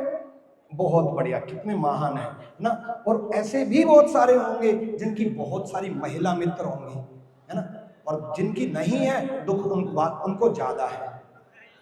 तो ऐसे भी बहुत सारे लोग हो गए जो सोशल मीडिया पर ज्यादा टाइम वेस्ट करते हैं। आपकी पुरानी जिंदगी क्या है मुझे नहीं पता, लेकिन एक बात याद रखना, 6 दिसंबर 2024 को आपने अपने आप से वादा किया था, अपने मन में सोचो, अपने आप से वादा किया था कि आज से मैं एक बात ठानूंगा कि विक्रमजीत सर ने ये कहा था कि पहले इंस्पेक्टर बनो, उसके बाद आगे का सफर मैं बताऊंगा। और मैंने क्यों स्पीच की शुरुआत इस बात से की कि मैं 10 आदित्य रंजन चाहता हूं। एक बात बताता हूं, देखो कईयों के कई इश्यू होते हैं नाकामयाबी लेने के, बाई चांस, भगवान ना करे ऐसा हो, लेकिन बाई चांस अगर आपका सिलेक्शन नहीं हुआ तो क्या होगा? तब भी अगर आपके अंदर टैलेंट है, अगर आपके अंदर जज्बा है, अगर आपके अंदर किसी चीज का दम है और कुछ करने का जज्बा है, तो विक्रमजीत सर से आकर के मिल लेना। आपको पैसे से लेकर के, रहने से लेकर के सारी मदद मैं करूंगा, लेकिन आपके अंदर जज्बा होना चाहिए। ये सारी मदद मेरी तरफ से होगी, लेकिन आपके अंदर जज्बा होना चाहिए कुछ कर गुजरने का। आपके अंदर ऐसे नहीं कि मतलब कुछ लोग मिलते हैं आकर के, सर मेरे को काम चाहिए, फिर मैं बोलता हूँ कि क्या कर सकते हो? सर कुछ भी करवा लो। अरे कुछ भी करवा लो, बहुत बढ़िया है, लेकिन परफेक्शनिस्ट बनो अपनी फील्ड का, बेहद शिद्दत से परफेक्शनिस्ट बनो। उन लोगों को बोल रहा हूँ जिनका सिलेक्शन नहीं हुआ या नहीं हो पाया, मैं साथ दूंगा, लेकिन आपका पहला उद्देश्य सिलेक्शन है। सच्चे दिल से बता रहा हूं, अगर आदित्य रंजन सर जब एज ए स्टूडेंट थे उस वक्त अपने उद्देश्य से भटक जाते और इंस्पेक्टर नहीं बनते, तो पक्की बात है कि वो आज ये दिन नहीं देख रहे होते। ये वक्त मुझे याद है कि आदित्य रंजन सर का मेरा डिस्कशन चल रहा था और तब सिलेक्शन नहीं हुआ था, तब मैंने कहा था कि आदित्य सर टीचिंग शुरू कर दो, मुझे पता है आप में बड़ा टैलेंट है। आदित्य सर ने कहा नहीं सर, पहले मैं अपने आप को 6 महीने गायब करूंगा और गायब करके पहले मैं सिलेक्शन लूंगा, पहले मैं इंस्पेक्टर बनूंगा, क्योंकि आपके पास इसी उद्देश्य के लिए आया था, है ना, और इसी बात के लिए आया था। तो पहला काम उन्होंने वही किया। सेम प्रशांत सोलंकी सर ने, मुझे मालूम है, जब दिल्ली पुलिस की तैयारी करने आए थे कांस्टेबल की, क्योंकि कांस्टेबल में इंग्लिश नहीं आती, और इन्होंने मेरे को कहा था कि सर इंग्लिश नहीं आती, मैं कांस्टेबल की तैयारी करूंगा। मैंने मजाक मजाक में कहा था, अरे यार तू तो ऐसा ही बनेगा। बोला सर मेरे को इंग्लिश नहीं आती, मैं ऐसा ही कहां से बनूंगा। मगर आज से इंग्लिश पढ़ना ही शुरू कर दे। और कमाल का काम किया, इतना काम किया कि इंग्लिश में हाईएस्ट पूरे ऑल ओवर इंडिया में नंबर लेकर के आए थे। इतना काम किया कि आज इंग्लिश ही सिखा पा रहे हैं। इतना काम किया कि इंग्लिश में सबसे ज्यादा ज्ञान लेकर के बैठ गए। अरे आपके सामने मेरे 2 होनहार छात्रों का एग्जाम्पल है। तो मैंने इसी बात से इस स्पीच की शुरुआत की थी कि मैं 10 आदित्य रंजन सर बनाना चाहता हूँ, मैं 10 प्रशांत सोलंकी सर बनाना चाहता हूँ। कब तक यही चलता रहेगा? हम तो, मैं खुद यही सिखाऊंगा कि आने वाले वक्त में हम वो सोच के लोग हैं कि आप लोग आओगे और हमें और ज्यादा खुशी मिलेगी, आप लोग आओगे और हमें और ज्यादा खुशी मिलेगी। लेकिन आप मेहनती तो बनो, इतने मेहनती बनो कि आपका एग्जाम्पल मैं दे पाऊं। आप इस तरीके से मेहनत तो करो। आप प्रॉब्लम ये है कि सुबह सोचते हो और कि आज से मैं मेहनत शुरू करूंगा। दिक्कत इस बात की है 2 से 4 दिन आज कई लोगों ने ठाना होगा कि मैं पढ़ाई शुरू करूंगा, लेकिन मात्र 2 से 4 दिन के बाद आपका ये जज्बा खत्म हो जाता है। ऐसा किस किस के साथ होता है ना? ऐसा होता है ना। देखो अगर आपके साथ ऐसा होता है तो भाई वापिस से, अरे यार आज के सेमिनार से अगर आप थोड़े से जज्बा जगा है तो वापिस से फिर से सेमिनार ही देख लेना अपने यूट्यूब चैनल पे, फिर से हमारे वीडियो देख लेना। भाई एक बात बताओ, भले ही मैं रीजनिंग पढ़ाता हूँ, भले ही हम सब्जेक्ट पढ़ाते हैं, लेकिन आप लोगों को गाइड क्यों करते हैं कि भाई मेहनती बनो? इसलिए ना ताकि बच्चा भटकता है। हमें भी मालूम है ना, मुझे मालूम है कि रीजनिंग में मैंने चैलेंज के साथ कदम रखा था। जब मैंने रीजनिंग में टीचिंग में कदम रखा था, मैंने चैलेंज के साथ कदम रखा था कि जिस दिन मेरे से बेहतरीन रीजनिंग पढ़ाने वाले अगर आगे पूरे देश में, मैं वास्तव में उस दिन मारकर छोड़ दूंगा। और मैं आज भी यही बात बोल रहा हूं कि जिस दिन मेरे से बेहतरीन रीजनिंग पढ़ा दी, मैं अपना मारकर छोड़ दूंगा। और इसलिए आज भी मेहनत करता हूं कि कोई मिल ना जाए, पता चले मारकर छोड़ना पड़े। इसलिए मुझे आज भी पढ़ना पड़ता है, इसलिए मैं आज भी मेहनत करता हूं।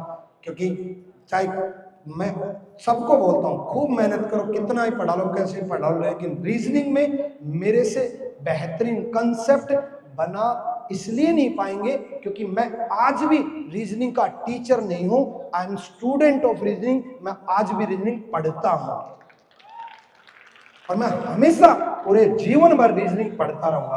अरे एक सब्जेक्ट ऐसा क्या चुना हमने कि पूरे जीवन भर पढ़ना पड़ेगा? आपको तो मात्र 4 सब्जेक्ट पढ़ने हैं, रीजनिंग, मैथ, इंग्लिश, जीएस। अरे इंस्पेक्टर बनने के लिए तो बोला था, सबने बोला था कि मैं आदित्य रंजन बनूंगा, अरे वो सपने पूरे होंगे ना, वो सपने पूरे होंगे। लेकिन सच में मैंने अपने पिताजी के लिए एक सपना देखा था, वो सपना पूरा नहीं हो पाया। लेकिन पिताजी भले ही आज ऊपर हैं, लेकिन वो सपना एक दिन जरूर पूरा होगा। और मेरा वो सपना यही है कि एक दिन हम इतना ही बड़ा हॉल सिर्फ और सिर्फ सेलेक्टेड स्टूडेंट का देखना चाहते हैं, इतना ही बड़ा हॉल सेलेक्टेड स्टूडेंट का। और उन सेलेक्टेड स्टूडेंट में से आप लोग चाहिए। क्या आप लोग मिलोगे उनमें? आवाज नहीं आई? पक्का? तो उसके लिए भाई दिन रात मेहनत करनी पड़ेगी। नमस्कार, आशीर्वाद बहुत कम बच्चे, आशीर्वाद बेटा, आशीर्वाद बेटा, थैंक यू। हाँ लेंगे, सबसे मिलूंगा। अरे हम सबसे मिलके जाएंगे यार। मैं तो बस एक ही चीज चाहता था कि सारे लोगों को थोड़ा सा उत्तेजित करके मैं आपको ये बना पाऊँ कि आपको Aditya Ranjan sir, Prashant Solanki sir, Pushpendra sir, Radhika madam, Dharmendra sir, Abhimanyu sir, Deepak sir, Himanshu sir, इन जैसे लोग आपको बना पाऊँ, ये इस उद्देश्य से आया था। लेकिन ये सब बनने से पहले इंस्पेक्टर बनाने आया। इंस्पेक्टर बनोगे तभी ये कुछ बन पाओगे। जिंदगी में बहुत कुछ मिलेगा मेरे भाई, पहले इंस्पेक्टर बनना पड़ेगा। आपको मेरे से वादा करना होगा, आज से आप आज तक की सबसे ज्यादा मेहनत आप करोगे। यस और नो? पक्का? सबसे ज्यादा आज तक की पढ़ाई आप लोग करोगे, यस और नो? तो अगली बार जब हम आएंगे तो आप सब लोगों का सिलेक्शन के रूप में देखना चाहेंगे, यस और नो? पक्का सबका सिलेक्शन होगा? भाई आप लोगों से सच में बहुत उम्मीद है। और यार बिहार की धरती में तो इतना टैलेंट है, इतनी ताकत है, इतना जज्बा है, आप लोगों के मन में तो कभी नेगेटिविटी आ ही नहीं सकती। अरे जिंदगी में, आपकी पूरी जिंदगी में मैक्सिमम लोगों के लाइफ में स्ट्रगल देखा होगा आपने, हमने भी स्ट्रगल देखा है। तो यार जिस इंसान ने स्ट्रगल अगर देख लिया तो उस इंसान के अंदर नेगेटिविटी आ ही नहीं सकती। अगर आ गई तो इसका मतलब उसने स्ट्रगल देखा ही नहीं है। तो आप लोगों से यही उम्मीद है कि अब तक की सबसे ज्यादा मेहनत आप अभी करके दिखाओगे, और करके दिखाओगे आप लोग इंस्पेक्टर बन सकते हो। बस 12 घंटे 12 महीने एक फॉर्मूला, 12 घंटे 12 महीने, बस ये फॉर्मूला अपना लेना। इसको 12 घंटे को 6 घंटे कर दोगे तो 12 महीने को 24 महीने कर लेना, और 6 घंटे को 3 घंटे कर लेना तो 48 महीने कर लेना भाई, है ना? वो आप पर डिपेंड करता है। और करना ही क्या, सिर्फ पढ़ाई तो करनी है। तो आप सब लोगों का दिल से धन्यवाद, है ना? बाकी सच्चे दिल से बताऊं, अभी यहाँ और अभी all India rank 102 Govardhan CDS में, और आदित्य कुमार 116 रैंक CDS में, वो भी मिलने के लिए यहीं पे बैठे हैं, मेरे को अभी न्यूज़ मिली है ना? तो दोनों CDS में selected, all India rank 102 and all India rank 116। Salute है भाई आप लोगों का। 5 एग्जाम निकाले हुए हैं इन लोगों ने, है ना? तो आप लोगों को CDS है ना, इनके लिए स्पेशल क्लैपिंग भाई, है ना? तो ऐसे बच्चों को देख करके मुझे सबसे ज्यादा खुशी मिलती है सच में। मुझे कभी भी अपनी कामयाबी का कभी चाहत नहीं हुई। मैंने भगवान से जब भी मांगा एक ही चीज मांगा, मेरे बच्चों को कामयाब कर दे।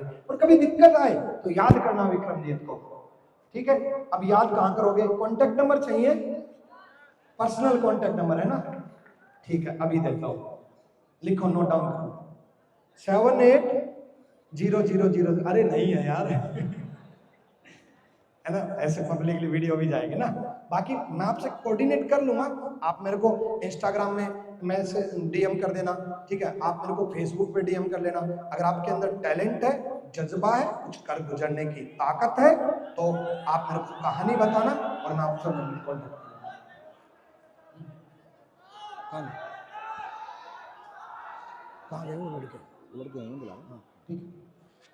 तो भाई आप लोगों से दिल से मिल करके बहुत खुशी हुई। और जो मैंने सोचा था ना कि मैं ये बोलूँगा, उसका मैंने 1% भी नहीं बोला, क्योंकि वो सब आप लोगों का प्यार देख के, सौहार्द देख के, सम्मान देख के सब निकल गया। सिर्फ और सिर्फ जो बातें निकली है वो दिल से निकली है, सिर्फ और सिर्फ दिल की आवाज़ निकली है।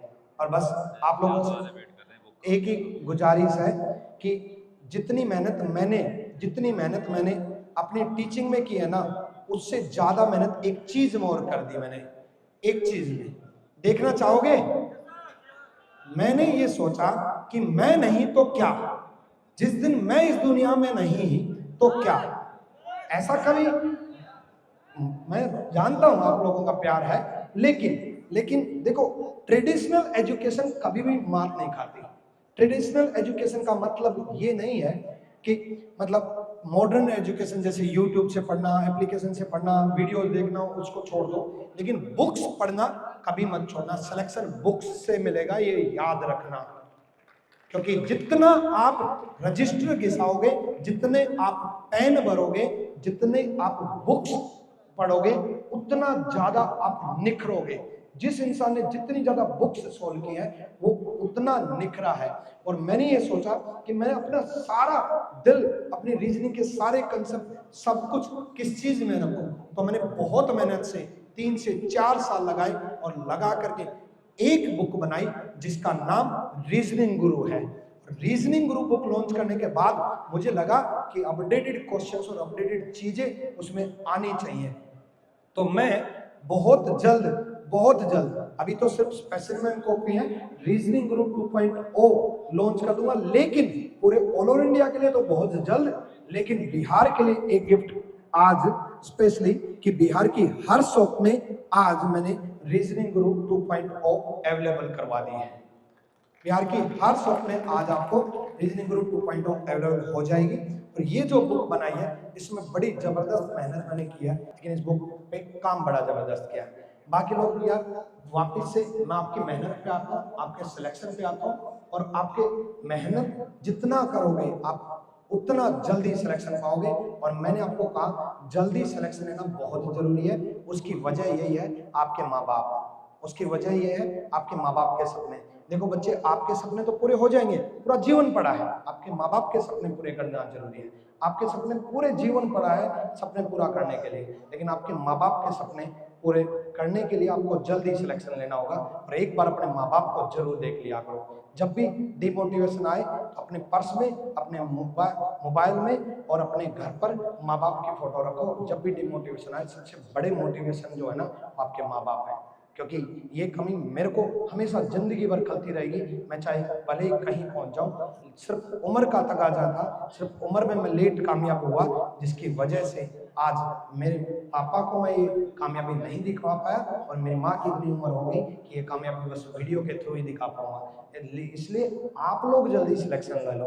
मुझे बड़ी खुशी होती है आदित्य रंजन सर के मम्मी पापा को देख करके। इसी वजह से मैं हमेशा यही वादा करता हूँ कि मैं हमेशा उनका बड़ा भाई बन के रहूँगा, क्योंकि मुझे एक और फैमिली मिली। आदित्य रंजन सर एक टीचर नहीं मिले मुझे मेरे छोटे भाई मिले हैं, और इसी प्रकार मेरे को पूरी टीम मेरे भाई के तौर पर मिली है। और इस पूरी टीम को सच में दिल से धन्यवाद देना चाहूँगा। Thank you, have you all, Sai bless you, Om Shanti.